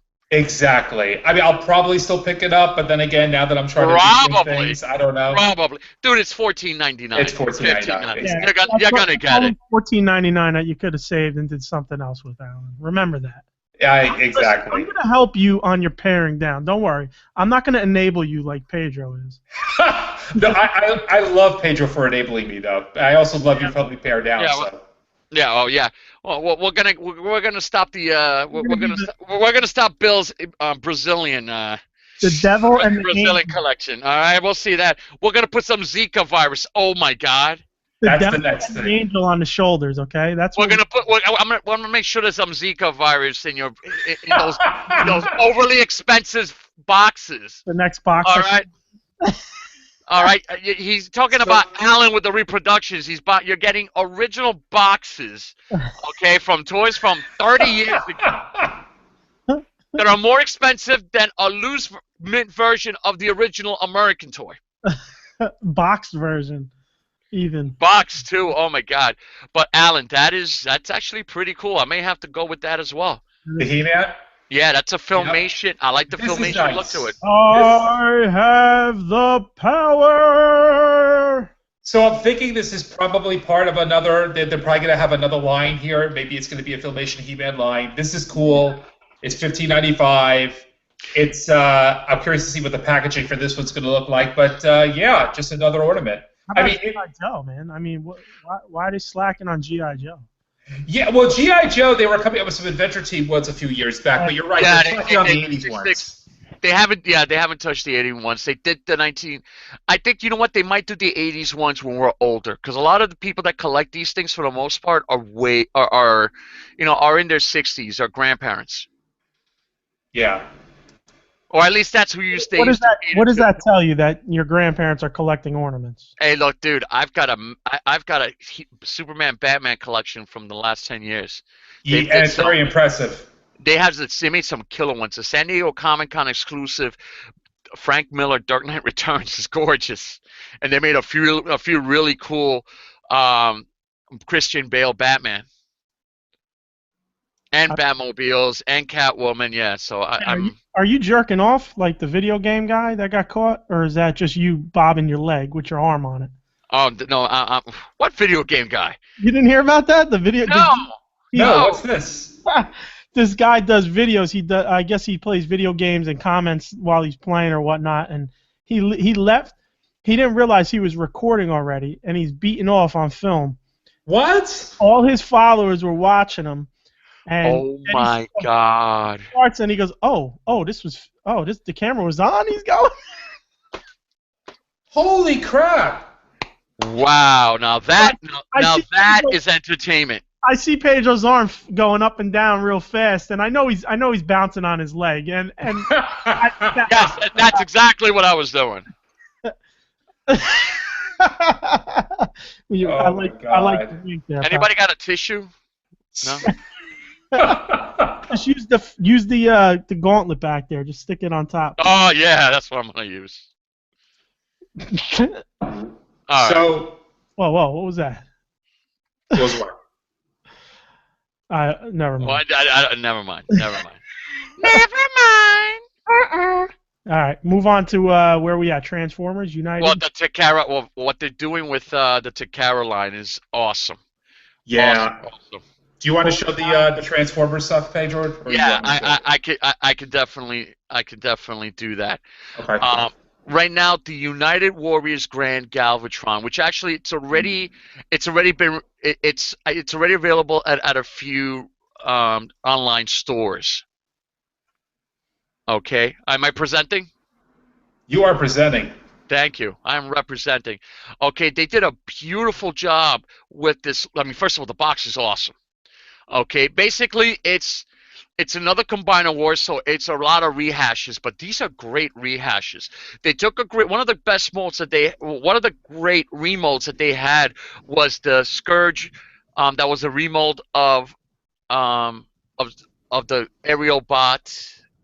What's his name? Give me the name. It's Superion. No, not Superion. Silverbolt. I'm sorry. Mm-hmm. They redid the Silverbolt into the Scourge. They did a really good job. And he's the center robot. But what they did with the other ones is amazing. Now, Scourge in Combiner form is... Share your screen. I'm not sharing? No. You're not sharing right now. Okay, why am I not sharing? Okay, let's share. I feel like sharing. All right, let's share. All right, are we doing good now? There you go. Okay, this is the box art. Gorgeous box art. Beautiful. All right, and I really like. Now, what they did was, it's just kind of a cheat, but they did a good. But it's well done. This was Silverbolt's original gun, and what they've done is that they've painted the holster and the back part of the gun purple, and then the barrel is the Galvatron phaser color. So while it's not on his forearm, it's on the back of the arm, but it's kind of cool. It looks kind of cool there. All right. And what I was going to say was Scourge turns in Combiner form into Galvatron. Okay. Here is the set. Now, this set comes with some really cool appendages. I like what they did with the 4 guys, with the other 4 figures. All right, they're the same remolds, but they did a great job. This one right here is in vehicle form. I love the colors here on Scourge. He looks very G1, those colors. All right, I kind of prefer the all dark purple, but I like all dark purple. But they did a really nice job on the Takara version, because in ship mode it looks legit. Actually, it's Cyclonus, right? Did I call him Scourge? I just called him Scourge this whole time. Myself, yeah. Well, that's what I have you here. What took you so long?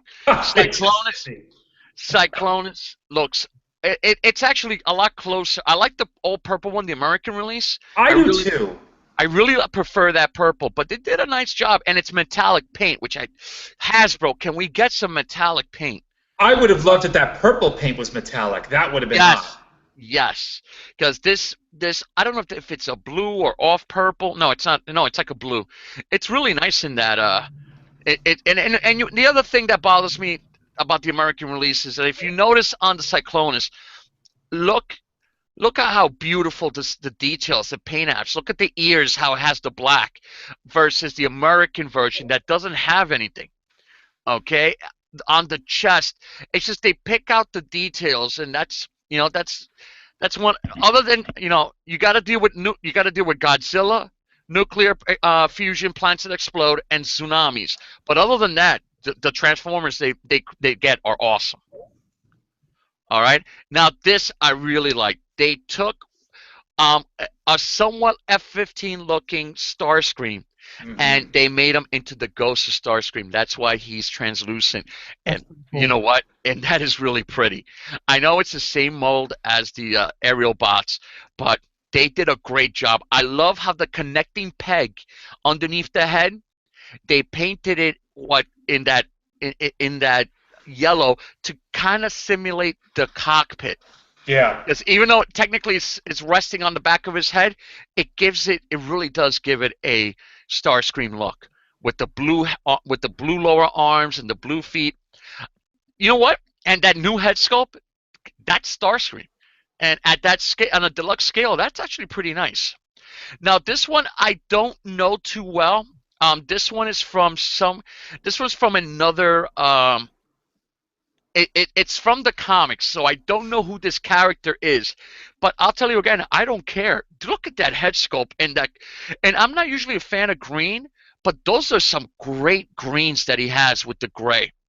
And again, having that green on his chest, going down the middle of his chest like that, gives it that look of the cockpit on the original Seekers. Really love how they just the color. I just really love the color on these things. All right, and he looks really cool. The next one here, this is really interesting. Again, from the comics, this is supposed to be Roller. Yeah. I don't know what the deal with it is. He's got the Autobot symbol. Something nefarious happened with some Roller from some version of the comics from some universe. Look at those colors. Look at that head sculpt. Look at the use of, again, it's the peg. They painted in that orange, and then they used the orange on the sides of his chest. It looks like it's supposed to look like that. It's not just a robot that just happens to have a peg sticking in the middle of his chest, which you get with a lot of the American release of these figures. All right, that if they had, you'd wish that they would color these pegs so that they would look like this. And it's just, I love how the orange just ties throughout the chest, the shoulders, the legs. This is a really, really nice set, and this one might be my favorite. I love this character from the Transformers Prime. All right, he was an SUV. He needs a big and a RAV4. Well, right here it's not a RAV4. It's a pickup truck. He wasn't an original pickup truck. He was like a huge Humvee SUV. All right, breakdown. I think his name. I'm not sure. I don't think his name was Breakdown. It might have been Breakdown, but I'm not sure. They got his head. They did his head perfectly. And again, what a beautiful. They even went to the expense of using 2 different colored plastics on the peg so that it would just look that much better. So you have the uniform blue on the top, and you have the gray tying in at the bottom of his torso. Great use of colors. This is a really, really nice set. I mean, this is the type of set that. Here we go. Here's a comparison with the American version. While I prefer the purple of the Cyclonus on the right on the American version, you can't deny that the paint apps and the color touch ups on the Takara one are just awesome. Yeah, the colors are broken up a lot better, I think, on the Takara one. What I would like to do is get a lot more paint apps and a lot different flavor to it versus Hasbro. Yeah, they're just cutting costs. You could see Hasbro cut costs, cut costs, cut costs. And why go through all the effort of having all that detail molded into the plastic when all you're going to do is just mold it in one piece and it looks like it doesn't even have any details? Whereas you look at Takara, by using the different colored plastics, touching it up here and there with paint apps, you can see all the beautiful detail. Now, if I had these, what I would love to do is take the American Cyclonus Galvatron here and put it on with these limbs. Yeah. Just look at, just right dead in the middle of the figure, the chest piece, right down the middle. Look at the chest piece right there. You can see detail here. Obviously, this one's darker, so it's hard to see like the breakup. Yeah, but it's still the same color. Even if it was all white, you wouldn't be able to see the detail that you see on the left. Right, exactly. It's just, just little things. And if you look at the plane on the right, the left arm, the lower left arm, you see the wings have the green throughout them, and this one's just straight jet black. Yep. Nothing. Maybe there's white. It might be the reflection of the light, but it just looks jet black. Oh, absolutely. You don't notice the details. Look at the wings on the right arms of both of them. Again with the green, right. It picks up the detail, and even on the clear Starscream, they still pick out details so you can see them. Yeah, exactly. All right, this set is really nice. It's a home run. And this is, I guess, the back of the packaging, which is kind of cute. That's pretty cool. This is kind of like I don't know, this is, to me, it looks like a Lazarus pit. But what's really cute and funny, Alan, who is that in a wheelchair on the bottom left? That's Chip. No. Is that Chip? No. Dr. Arkeville. Oh, yes, of course that would be him, actually. All right, now I guess he must have gotten really hurt, but I guess I don't know if, I can't read Japanese, so I don't know what the story here is. And I don't know and what is up with that fat in the middle, that fat Galvatron? You see that? Am I the only one seeing this? No, I do see that. I didn't realize that until you mentioned it. Yeah, I don't know what's going on here, and I love here. I love Roller here drinking some Energon, sipping on some Energon. Some Energon Colada. Sipping on some Energon, right? Make that a song. Dipping on some Energon. It's something. It really. I really like what they've done there. Yeah. And next, Titans Returns, man. This is going to. Oh my God, this is going to be bonkers. This line is just bonkers. Yeah, this is crazy. But again, you got to go to Japan or import it for double the price to get the one you really want. Yeah. This right here, it's not the greatest picture. This was something that they released probably in a magazine, so it's very small. But this is their Megatron. And the colors on this are spectacular. Okay, now this is some gorgeous. These are I love the attention to detail again with the colors, picking out different colors here and there. The fact that it comes with stickers, and I guess if you're a fan of the IDW comic, you could put the Autobot symbols on it. That's right. I like that touch. That was a cool touch that they included that. All right, now this one right here. I can't believe they're doing Double Cross. Oh, actually, I don't know I forgot what his original name is. But this was one of the Spark-the-Bots. Yep. Okay, and they not only did they give it, we don't need the sparking mechanism, but this right here. Oh no, you know what? I take it back, folks. This is the American version. These are the American versions. These are you see John Warden? Wow, John Warden designed some amazing G.I. Joe figures for Rise of Cobra. I think Rise of Cobra, but Pursuit of Cobra 30th anniversary. Before the exclusive TRU 30th anniversary. This is amazing. Look how awesome he is in robot form. Nice, big, barrel-chested. I love the dragon arms. All right, totally works. And a rather cool-looking headmaster mode. I really do like that. This is a compilation of all of them. Why did it go there? I don't know. This is a headmaster I'm not familiar with. The colors are. I'm not crazy about the colors, but again, really nice, cool-looking figure. All right, that's a cool-looking headmaster. I'm not crazy about the way they broke the colors up. I mean, I guess it's some kind of red, white, and blue. And I have a. Yes, Alan? No, I was about to say. I mean, yeah, and again, these are all Hasbro or these are all Takara right now? I think these are Hasbro though. Look at the Transformers Generations 2017 designer John Warden. These are so folks. I mean, get them when you see them. But if you wait for the Takara versions, they will be worth it. Yeah. Okay. Now we have. I don't know what this is. Are we getting a? It looks like we're maybe getting a Headmaster Hot Rod, which is crazy because that means in the next year we are going to get the Platinum Pack movie version, the Platinum movie exclusive that's going to have Hot Rod from the Classics line, which is the one basically the vehicle pictured here, okay, plus the 2 Junkions. We're going to get another, that's Hot Rod, that's true, and then we're going to get Rodimus Prime, the titanium version, in the movie Platinum exclusive box set with the Galvatron that we discussed the last time. Yep. But that's going to be awesome. I can't wait for that, and I also can't wait for this. This obviously now is a Headmaster, but was originally a Target Master. Forgot his name, but he looks sweet. He looks friggin' sweet, and it looks like he may even come with a Target Master. I don't know. Oh, Target Design 2 TBD. So actually, yeah, don't go by that. To be determined. Yep. Oh, is that what that is? Yeah. Now this one I thought was going to be weak.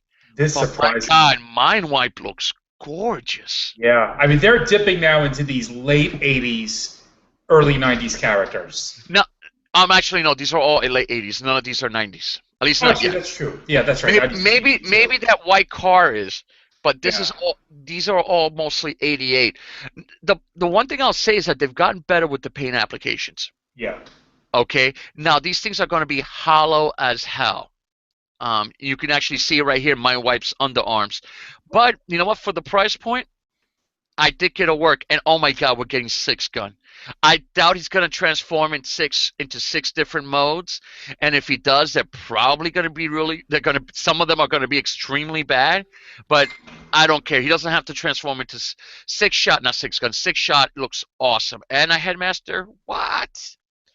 Okay, and this one, Trigger Happy, looks awesome. Yeah. What a great robot mode, and what a convincing Cybertronian plane mode. Yep. All right, again, John Warden. John Warden's doing a great job. And we're back to Megatron, which I got to say, this Megatron, I got to see what what his gun is going to look like. This looks, I'm assuming it's not attached. I hope it looks good. If not, it's going to have to get a third-party upgraded.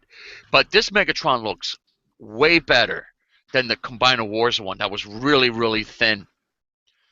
Now, it's Voyager. I hope he's tall enough. And my God, Alan, did you ever think that they would do Star Saber Optimus Prime?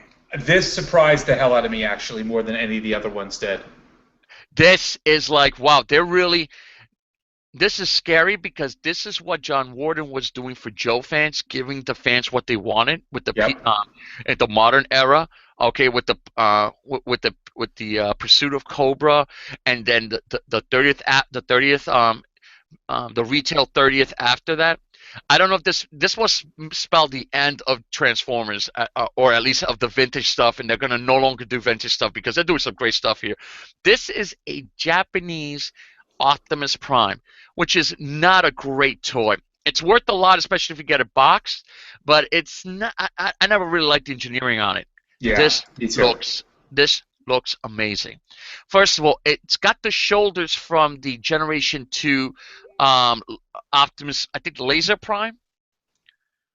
All right, that's what the shoulders look like to me. But the rest of him, particularly the second option on the head, is Star Convoy. Yeah. Only released in Japan. Yeah. And the fact that you can go from Star Convoy to G1-esque, oh, this thing is amazing.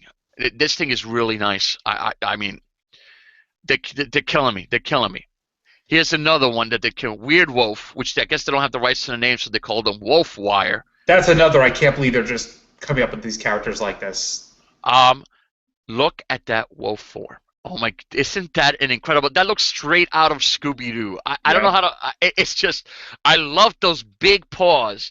I love those. I love the way the legs are kind of lanky, but they've got the front legs show a lot of strength. The back look at the lower legs look really hot. Love the head sculpt on this. Yep. On the Wolf, and it looks great in robot form, and that sword is seamless. Either in its going from sword to tail. And that is one Mamma Jamma gun that he's holding, that he has on his left arm. Yeah. I mean, this Titans Returns line is going to this Titan Returns line is really what it's going to be about. And it impresses me because for years now, since Transformers came back on the market, they've just been redoing the same characters over and over and over again. Absolutely. Many of these characters we have not seen since the late 80s in any way, shape, or form. Absolutely. Not even third. Some of these, not even. Actually, I would say more than half of these, not even third party, have touched. Right. Exactly. Okay. All right. So we're talking like they're really trying to put a hurting on third party. And you know what? If they do it like this, now third party, you're going to get a lot better engineered, a lot better looking figures. Yeah. There's no doubt about that. Okay, they're going to be fully formed, like the one we're going to look at right now. All right, but for a much bigger price, for the cheaper price point. All right, listen. Before you get into that next one, we got to do some advertising. All right. So. All right, but make sure we're very subtle about it. Yeah. Well, check your chats. Okay. So we have a new sponsor, BigBoyCollectibles.com. That's our buddy Jose. He's your one-stop shop for all things G.I. Joe. So be sure to check out Jose and shoot him a message if you're looking for anything that he doesn't have on the site. He may be able to help you out. That's BigBoyCollectibles.com. So enjoy checking that site out because he's got some great prices. Some awesome items. I mean, he's been posting up some great stuff, and the prices are just out of this world. So that's our buddy Jose. He's supporting our podcast, and we're glad to be working with him.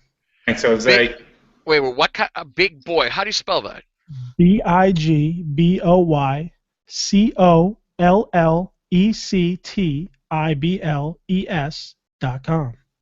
That's Big Boy Collectibles. Big Boy Collectibles. I thought it was just Big Boy because I just put it in my computer, and you don't want to know what I just got. Whoa. You don't want to know when I put in Big Boy what showed up. Okay, thank you. So Big Boy Collectibles. Yeah, again, thank you for sponsoring us. And Jose, yes, thank you. And Jose's the man. Jose's the man. And now back to our regular. And now we're back with one to grow on. And that was one to grow on. You just brought it back right there. That's something you don't hear in so long. I completely forgot about it.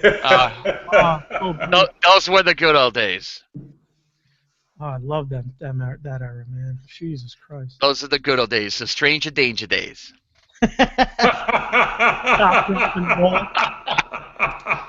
All right, we all know that we are here. We're huge fans of the Master-Made line of the cute-looking, the big-headed, fully transformable third-party Transformers. Oh, yes. They're amazing job on the Metroplex, insane job on Trypticon, and they actually and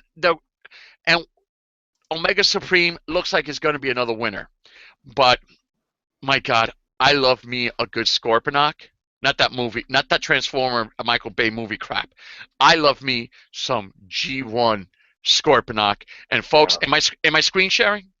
Yes, you are. Yes, you are. This right No, here no, you're is not. I'm sorry. You're not. I'm not. We are presenting you. You are not screen sharing. Okay, so you were teasing me. Okay. Yeah, my fault. I thought he was. I was busy looking at that thing in awe that I just said yes. That thing is fucking huge. This thing is going to be huge. Look how the tail. First of all, it hits all the right G1 notes. First of all, that head is gorgeous. Hell Yeah. Oversized and never looked better. It's got the gun on the shoulders on each side. Look at those claws. These might be the best claws that I've seen. Might be even better than the big oversized one that we're getting by MOTU Toys. Love the way these claws come out, and they look like pincers. All right, 3-digit pincers. Just absolutely gorgeous. Yeah. Okay, this Scorpion mode kicks major butt. Look at those legs, the pincers now, and I love that turbine barrel in the inside of his palm that looked like they just fired death. All right, just death fires out of there, and I like how the head just by laying him down, the back of his head has got all those scorpion eyes, and he's got the what do you call that on an insect? Those Pincers? There might be pincers. There might be mandibles. I don't know, something like that. Whatever. All right. This is what I love on the G1 Scorponok. The headmaster would transform to a head, and then you would put a helmet on so you could get this look. They did the same thing with this. Yeah. The headmaster is separate from the helmet. Bravo, brilliant, love it. All right, and here's with both of them together. That is just awesome. So this little headmaster, he's coming with a headmaster versus the other ones came with little miniature. Figures. Miniature figures. This one, and it's appropriate. This one needs a headmaster. I like that. And the fact that they're giving a headmaster. Oh, and I wouldn't put it past them to give us another figure. That'd be cool. I mean, that'd be cool. But I wouldn't be past them. That being a headmaster is fucking amazing. I am hoping that this is going to lead to us getting. This has to be coming down the line. Fortress Maximus. Yeah, they're running out of these big cities. I mean, these images from behind the figures, it works. Yeah. I mean, this stuff is. And look at the size of the Triptychon. Look how crazy it is. That's what I was looking at when I told you, yeah, you're sharing, because I was like. What's incredible is, okay, his head ends about. I don't know if you can see my hand here. His head ends maybe like a couple of inches already above. Yep. Above Triptychon, but then his tail goes another 2-3 inches over him. And look at, and not only that, he's wider than Triptychon. Yeah. All right, that is just. Master is murdering this line, man. They're murdering the line. Now, this is going to probably cost more than Triptychon because you're looking at a lot more plastic, and if they do include another figure, we're talking about way more engineering by adding a headmaster. Yeah. Okay, so this is this. You know what? They're murdering it. They're murdering it. And Bill, you're way behind. Yeah, I still didn't get the Metroplex. You still need Metroplex, man. I got to say this right here. Now, this last one for Transformers, this right here got me really excited for a lot of reasons. There are 3 third-party companies that have produced a third-party masterpiece Inferno. Okay, you've got the one by Mastermind Creations. This is the latest one that came out. Okay, they did for part of the Ocular Max line. Okay, that looks very toy. It looks a lot more toy accurate. You got the one that so far has been my favorite, the MOTU Toys, which is similar to it's more cartoony and it's more G1 cartoon and kind of bulky, kind of like the the Hound that I showed, and I really like those proportions. And then there's a third one yet that hasn't come out, which is like, oh my God, how many of these are they gonna produce? Mm-hmm. Takara nailed it. They went with a G1 toy aesthetic, and it looks fantastic. It's got it's got the it's got the Make toy aesthetic that I like. Yeah. But even better, it's official. And and I have this thing that I know Fans Toys is going to come out later this year, which is what is going to basically be the best third party hot rod. But I cannot not get the official Takara version. So I am glad that I did not. I've been tempted, but I never picked this guy up, or his more expensive brother by Make Toys, Grapple, which they have as a store exclusive, and people online, because it's exclusive, are charging an arm and a leg. You know, you can still buy it online from Make Toys, but it costs more. Right. Now, this design here, look at these legs. I mean, I haven't seen. It's been a while since I've seen more beautiful upper thighs than these. That's sexy talk, Pedro. Those are some gorgeous. Those are some beefy. I mean, these are gorgeous upper thighs. Love the chest. I love the round rotund stomach area. I mean, this is in front of. Oh, and perfect laser arm or foam arm. Actually, I think he shot a lot of he shot some white foamy liquid from that in the cartoons. they got it right. All right. Now, we gotta make sure that when this episode is full of innuendo. Seriously, and speaking of which, there's got to be a lot of sexy poses between this guy and Red Alert, because they are BFFs. Yes, they are. And I look at the side profile on this guy, the isometric view of him, and I love it. Look at the hose that the original one came with on his bottom leg. Chunky like fuck, man. Holy shit. What's up? Chunky like fuck. Yes, that's what I love about it. I like a little chunk in my rump, and this guy's got it. No. All right. I love it. I love the hose. Like this, to me, this hose up here, it looks like a carpenter's pencil behind his ear. I love it. I love it. It's they did a great job. I'm glad. I was thinking later on in the year maybe picking up the Make Toys, and unless the Make Toys goes for like 75% off or more, right. There's no reason to. I'm gonna get a Takara one. Look at this. The details on this are awesome. Wait until it's painted. Yeah. Wait until it is painted.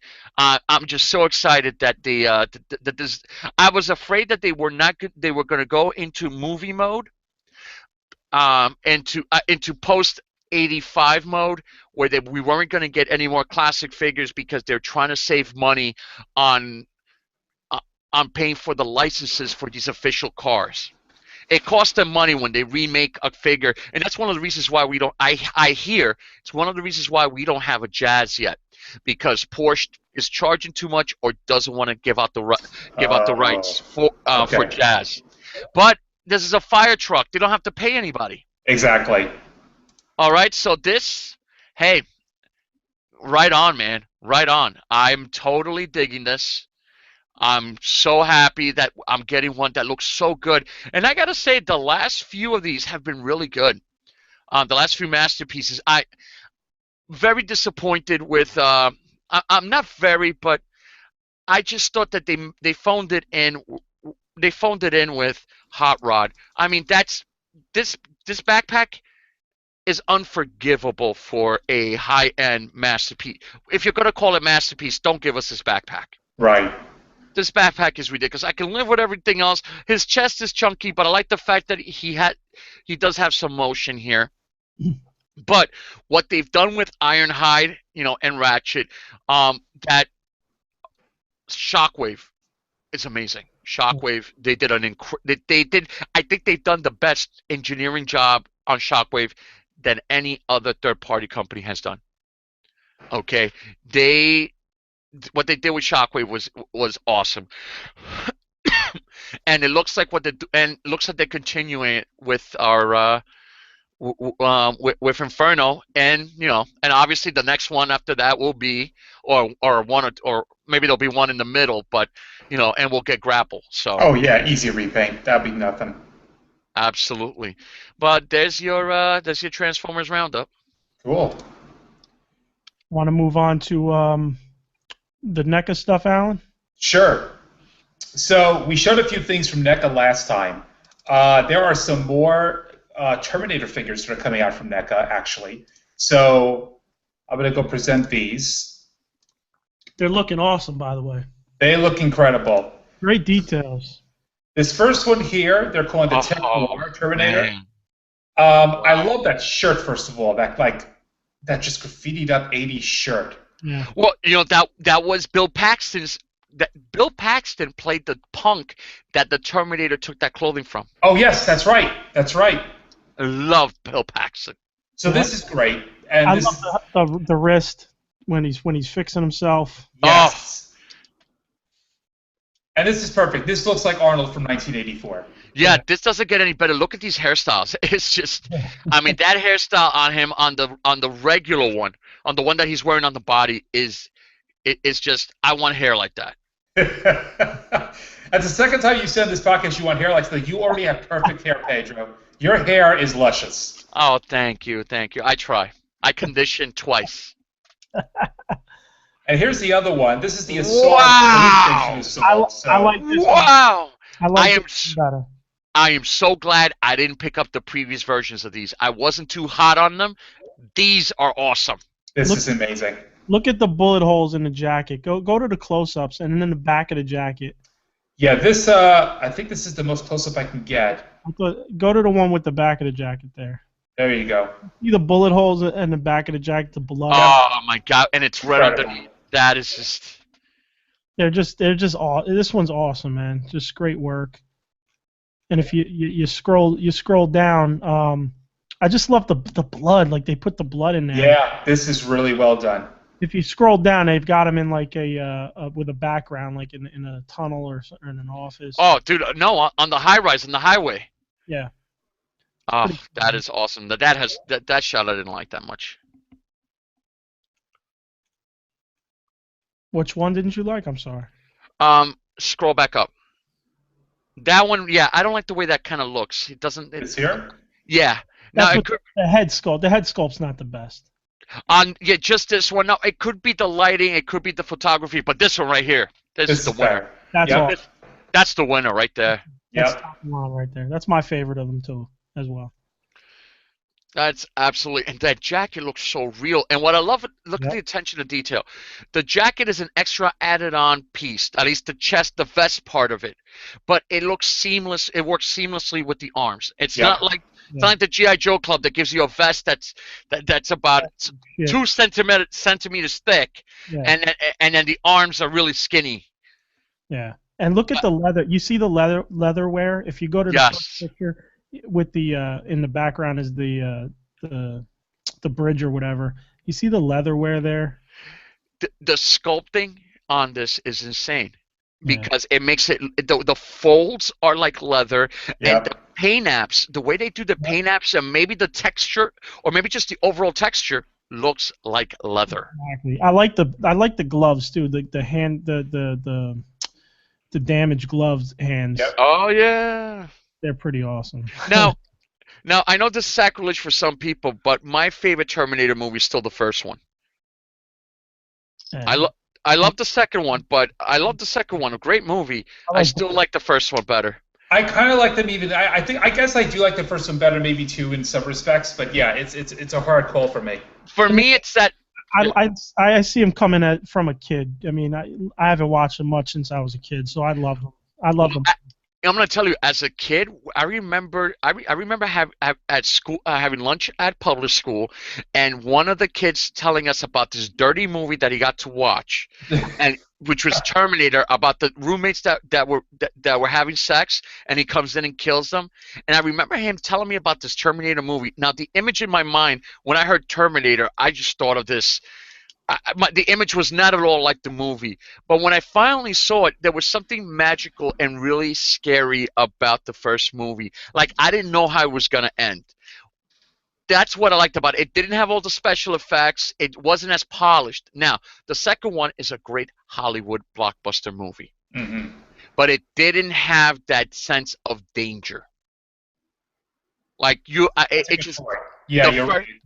For the first one, for me, it had that sense. It felt more like a horror movie, closer to a horror movie than the second one. And I'm not faulting the second one for it. It's a brilliant movie. Now, again, we've talked about this before. It's the first movie remade. Yeah. Point by point. But if you're going to do it that well, go right ahead. Knock it out. Now, the next thing I just wanted to quickly discuss is, I don't know if you guys have seen this yet, but apparently there is going to be a new line of 1/6 scale G.I. Joe figures by 1,000 Toys, who I have not heard of, actually. And Bait. And Bait? Bait is the ones that released the G.I. Joe Pops. Okay. And they also they did those sneakers. Remember the sneakers? Oh, yes. Alan, yes. Bait, you're talking about the guys that the sneakers and also the Masterpiece Optimus Prime. Oh, yes. So here's the thing, though. I'm looking at their snake eyes here. Am I still sharing? Yep. Yes, I'm seeing it. But I don't know what to think about this. That does not at all in any way, shape, or form look like snake eyes. Okay, leave it there for a second. I wanted to focus. Because they have a different story behind this, which I want to read, that apparently this is not like the original Snake Eye. There's another story behind this character. Hey, new segment, Story Time with Alan. Yes, there you go. Wow, Alan, don't move it yet. I'm looking at it and drinking this in right now. It is not the '85 Snake Eyes, but it's God, not. first. But I thought it was going to be a Hot Toys 1/6 scale. No, this is a fully plastic toy. I'm loving this. That is a great update. It looks like Sigma 6 to me, actually, in terms of how the pieces look and everything. It's a little better. It's not Sigma 6. Trust me. I've got a garage full of Sigma 6. That right there. I remember that actually. That right there is really now. It's very. The aesthetic is definitely it's different, but it really looks like a crazy modern aesthetic. Oh, I like that, and I like the fact that it's a toy. It's not a doll. It's a toy. I like that. Okay. Story time with Alan. So here's the story. Once upon a time, a project to resurrect an old generation soldier using his DNA info had been requested to TOA Heavy Industries from the Arashikage clan. After a successful DNA restoration close to 80%, the soldier was then resurrected using the synthetic human body with the restored DNA info. Even though the memory restoration was incomplete, the soldier became to successfully accomplish numerous covert missions on his own. In the midst of a rescue mission for captured engineers, the soldier is ambushed by a mysterious white shadow! Whoa! Who's probably going to be Storm Shadow. Future Storm Shadow. But as you can see, this is not our G.I. Joe. This is a new G.I. Joe story, apparently, and this is what this is about. Dude, that is. I think we did well together there. You and Story Time, and me with the music. Yeah, I like that. Actually, the Alan Poe was a little bit better. A little bit. I didn't say I was a musical genius, but. Oh well. I'm sorry. Let's. Okay, so continue, please. It's gorgeous. I didn't mean to offend. But I like the idea that they want to tell. It's fantastic. I like the idea that they want to tell new stories like this. I think this is great. I think that this is a big risk, though, that they want to do this for a high-end 1/6 scale collectible. For a toy line, maybe this might be a tough sell. Okay, for one thing, this has got to be. This is a niche thing that they're doing. Is this very niche? Is this sanctioned by Hasbro? It must be, because this is officially G.I. Joe. Okay, is this a Japanese company? Oh, wait a minute. This is a Japanese company. Yeah. They're only looking to sell a few hundred or a few thousand. Yeah. That's what it is. They're only looking to sell X amount, and I like it. It's Storm Shadow. It's Snake Eyes to me. And depending on how well this figure does, they may do a Storm Shadow and they may do some others. Oh, yeah. I'm sure Storm Shadow's on the way. Look, I don't know, not everybody, but some of us said that at some point they have to come up with some some new Hulk for GI Joe. Now I wouldn't necessarily consider this something new, but it might. Hopefully, it is. Look, I think it looks really cool, and the fact that it's a plastic toy, not a. I like 6-inch figures that aren't dolls like Sideshow or Hot Toys. Right. So I'm kind of intrigued by this, and I hope that means that it's going to cost less. Well, that's the thing. It's 1/6 scale. I don't know how much less it could really cost, especially if it's going to be a Japanese company. I don't know. Well, I mean, already we saw that we already saw that the 3.0 is cheaper than Hot Toys. Well, that is true. Yes. All right, and this does not seem to have the level of detail and clothing and accessories as the 3.0. So, I mean, but it's even going to if be it's 100. It's going to be it's still expensive, yeah. It's still expensive. So. Anyway, I just wanted to throw that up there. I thought that was significant, particularly for GI Joe. I mean, we'll see what comes of this, but I hope we get some news of this at the JoeCon. That's what I'm hoping for too. Yeah, I'm hoping that there's going to be some talk about this there, and yeah. But going back to more traditional things, this is something I wanted to show as well. This was just announced this week. This new Marvel Legends 3-pack. Get another Spider-Man, Captain America, or Iron Man? No. Well, the Spider-Man... Yes, Bill, you are right. You are right, Bill. It's exactly what it is. The Spider-Man, though, to me, that is important because it is the first Marvel Cinematic Universe Spider-Man. It is, I mean, obviously it's a repaint, but it's a bit of a retool with the head. So that, to me, is significant. Papa, that's not a repaint. That is a totally new figure. That's a new sculpt. Okay, the body too. Yeah, and one of the things that people are speculating, because we can't tell exactly, but it looks like the webbing is sculpted. See, let me find the red.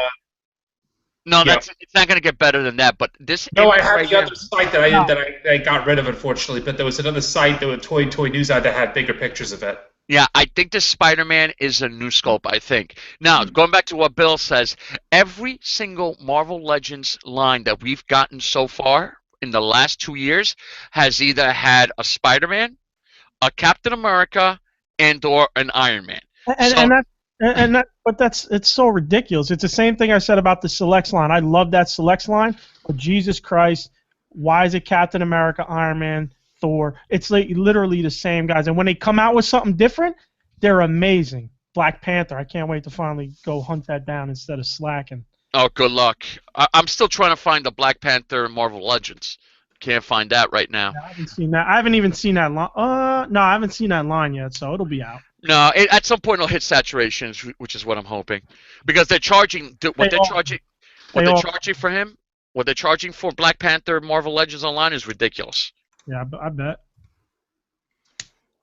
So, yeah. What? I thought you had the other site. No, I thought I did too. It didn't have good pictures, man. The other site the pictures were blurry.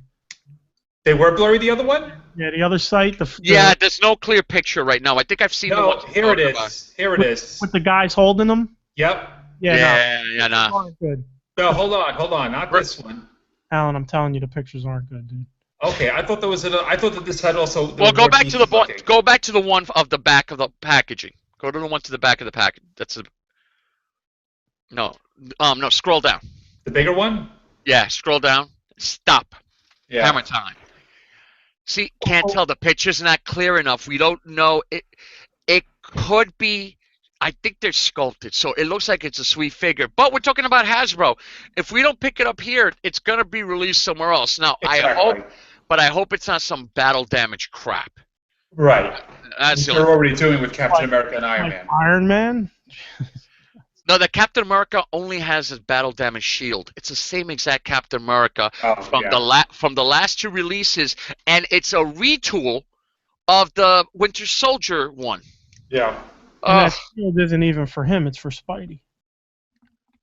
It is and it isn't. It should. Back of the package shows it with Spidey, with him, which makes no sense, and Spider-Man's holding it in the package. Yep, exactly. I know. Maybe it makes no sense. He's Captain America's his shield. Yeah, but what they should have done.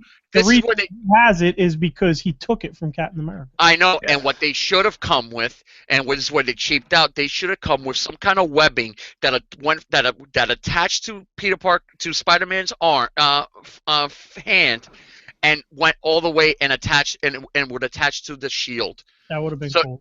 That's what they should have added, and then you could play around with the stuff. The one cool thing I will say about this box set, okay, this is what people are saying. They can't tell with these pictures yet.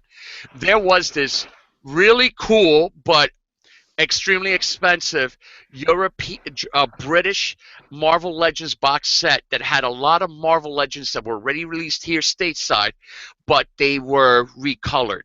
And one was an Iron Man. I think it might have been the Mark 43, and instead of gold, it was like a bright yellow.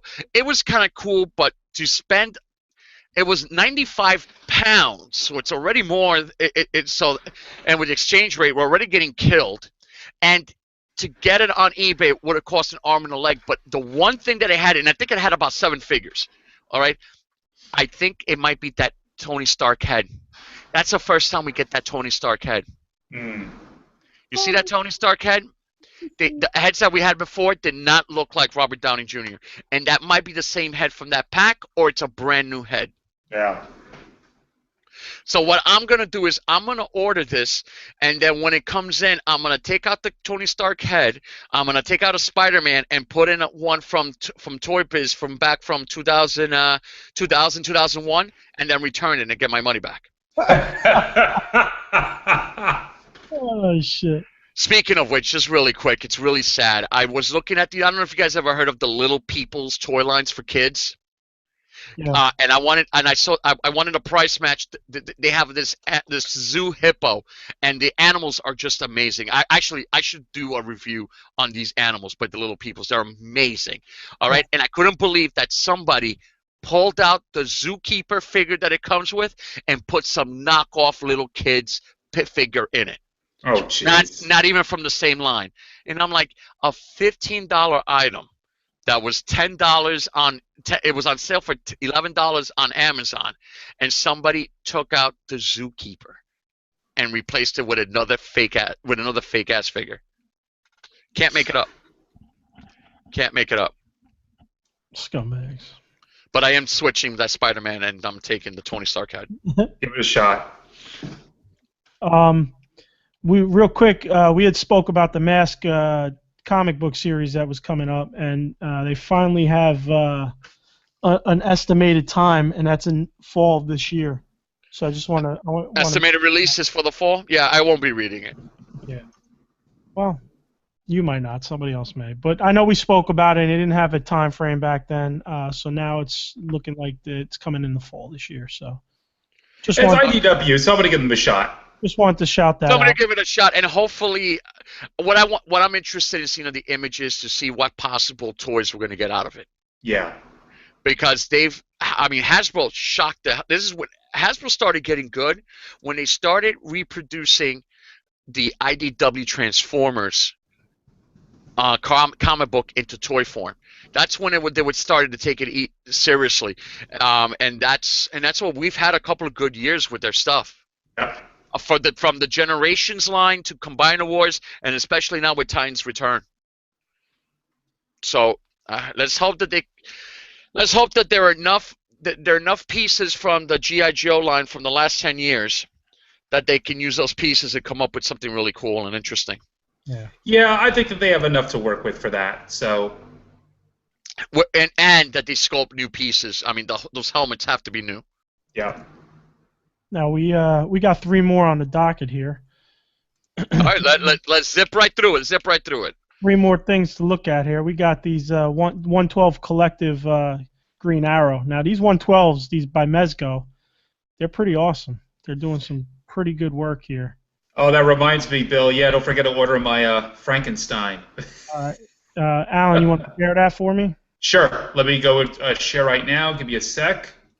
I saw this figure, and I got to say I miss my old school, my 80s, 70s, 80s, 90s Green Arrow. Yeah. This is great, though. Now this is great, and this is very close to it. That is very pretty. It's very Mike Grell, right? It's yes and no, because it's got the cutoff sleeves, it's definitely a modern twist. Oh my God, that pose. Alan, leave it for a second so your internet can clear it up so we can see high definition. Sure. That is beautiful that you could do that. Oh my God.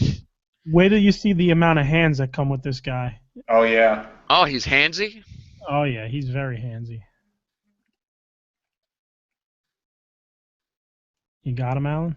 I'm going down right now. I'm going slowly through the rest of the pics. Okay. See, the static pictures I did not like. There's all the hands. I like the vest. I think the vest is nice. And the detail, that different color green, that's like a fabric, but the vest itself is leather. That's pretty. Yep. Look at all the various arrows, which is awesome. That is awesome. And then the different amounts of hands is dope as well. You know? For holding different arrows and for fighting and everything. And that is a beautiful bow. Oh, look at let me see the sketch design. The sketch design. Let's see that. Yep. That's pretty cool. I see what they were going with. That is very cool, man. That is very, very. It's definitely a modern take.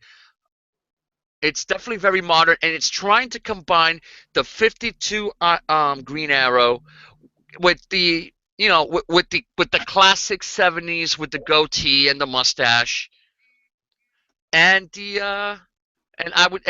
with the Mike Grell hood. I like it. Yep, it's good stuff. It looks like he could kick some serious butt. So the next thing I want to talk about are these new TMNT Hero Cross figures. These are pretty cool looking. These are amazing. I can't handle it, man. I'm telling you, I can't handle it. I just can't handle it. I'm still staying away from everything Turtles. I have to, but look at this. Look at the hands. They come with extra hands. Extra hands, the extra cartoonish face. And cartoon accurate. I mean, that is just cartoon gorgeous. Way better than the cartoon heads from on the 6-inch, quote unquote masterpiece line from Playmates. Yep. I like the slightly bigger head. Same with It works. I mean, this thing is, but I stopped myself with the Superman and the Batman, and the Batman they've done are insane with all the accessories they come with, including a working Knight's the bat light. Yep. But these are incredible. Now, what I want to know is, are these metal like the other ones they make? I mean, they're called metal figuration, so I would say yes. Yeah, and have you metal figuration? It says. And have you guys seen the Star Wars ones, the Boba Fett and the Stormtrooper? Yeah. It's just crazy. Yeah, I need to stay away from that. So, I think the last thing I just wanted to show then, going back to Hot Toys, and this is a bit of a surprise, is this Ripley figure. And I wasn't expecting this. I didn't know that they were doing anything more for the Alien anniversary, but this is pretty hot.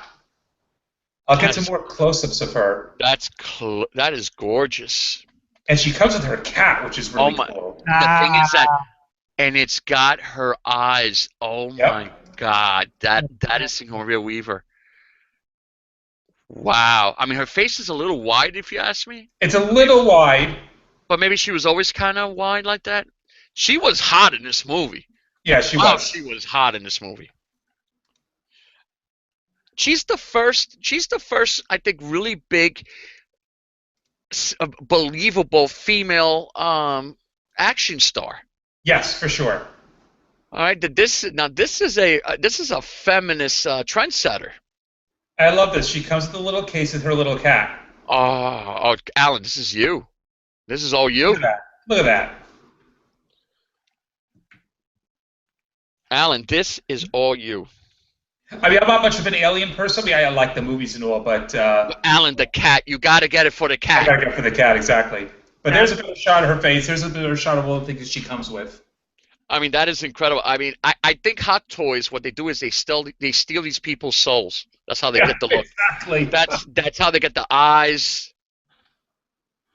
That's probably why. That's probably why the Game of Thrones cast said, "No, no, not Hot Toys. Go with somebody else that's gonna make us look waxy. Nobody's stealing our soul."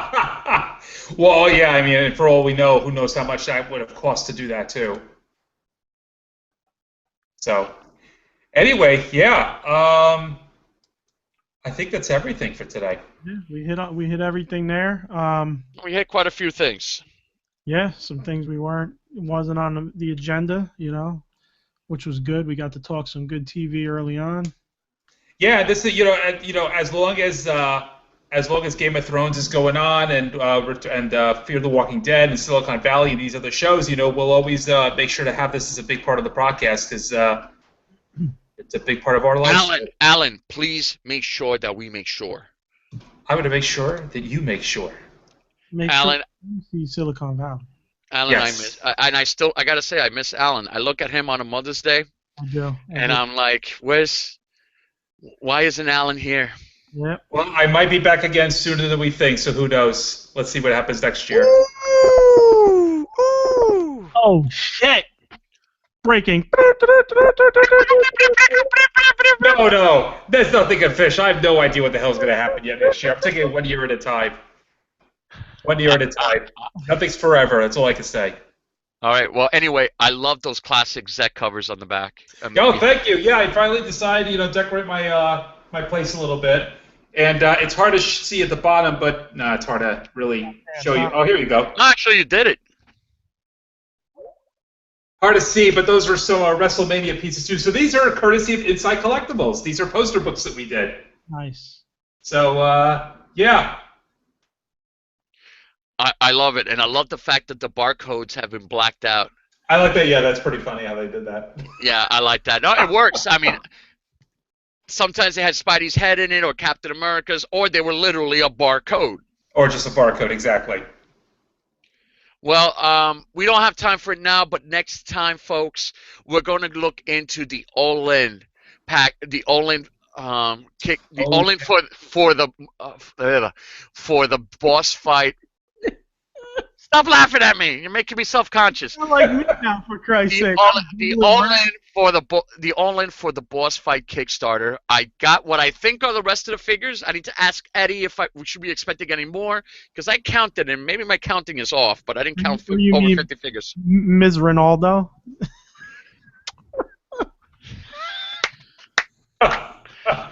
You know that he's got a picture of Christian without his shirt on. Oh, yeah. Oiled up and glistening. Okay. The thing is, he hides right in his man cave. All right. He hides it with the other side is Scarlett Johansson or something, and he. Oh, he doesn't hide. It's his man cave. He doesn't need it. Well, his wife, he doesn't want his wife to know. No, he tried to get his wife to put it up because he said, "Oh, honey, it's for you." It's for soccer. It's because I love soccer. I want to look because that's what I want. He has no shirt on. Soccer, and I want you to. Yeah, and we all know it's because he wants to look at it while Oh my God. Oh, poor Michelle. Michelle, I know you're probably listening to this. Sorry. Oh, of course she is. But she's nowhere near as beautiful as Christian. I mean, I'm sorry. It's just no offense, right? No offense. Absolutely nothing about her, but it's just Ronaldo is. That's a pretty man. That is a very pretty man. Have you seen how just the oil glistens on the bottom of his pecs? All right. Let's change that.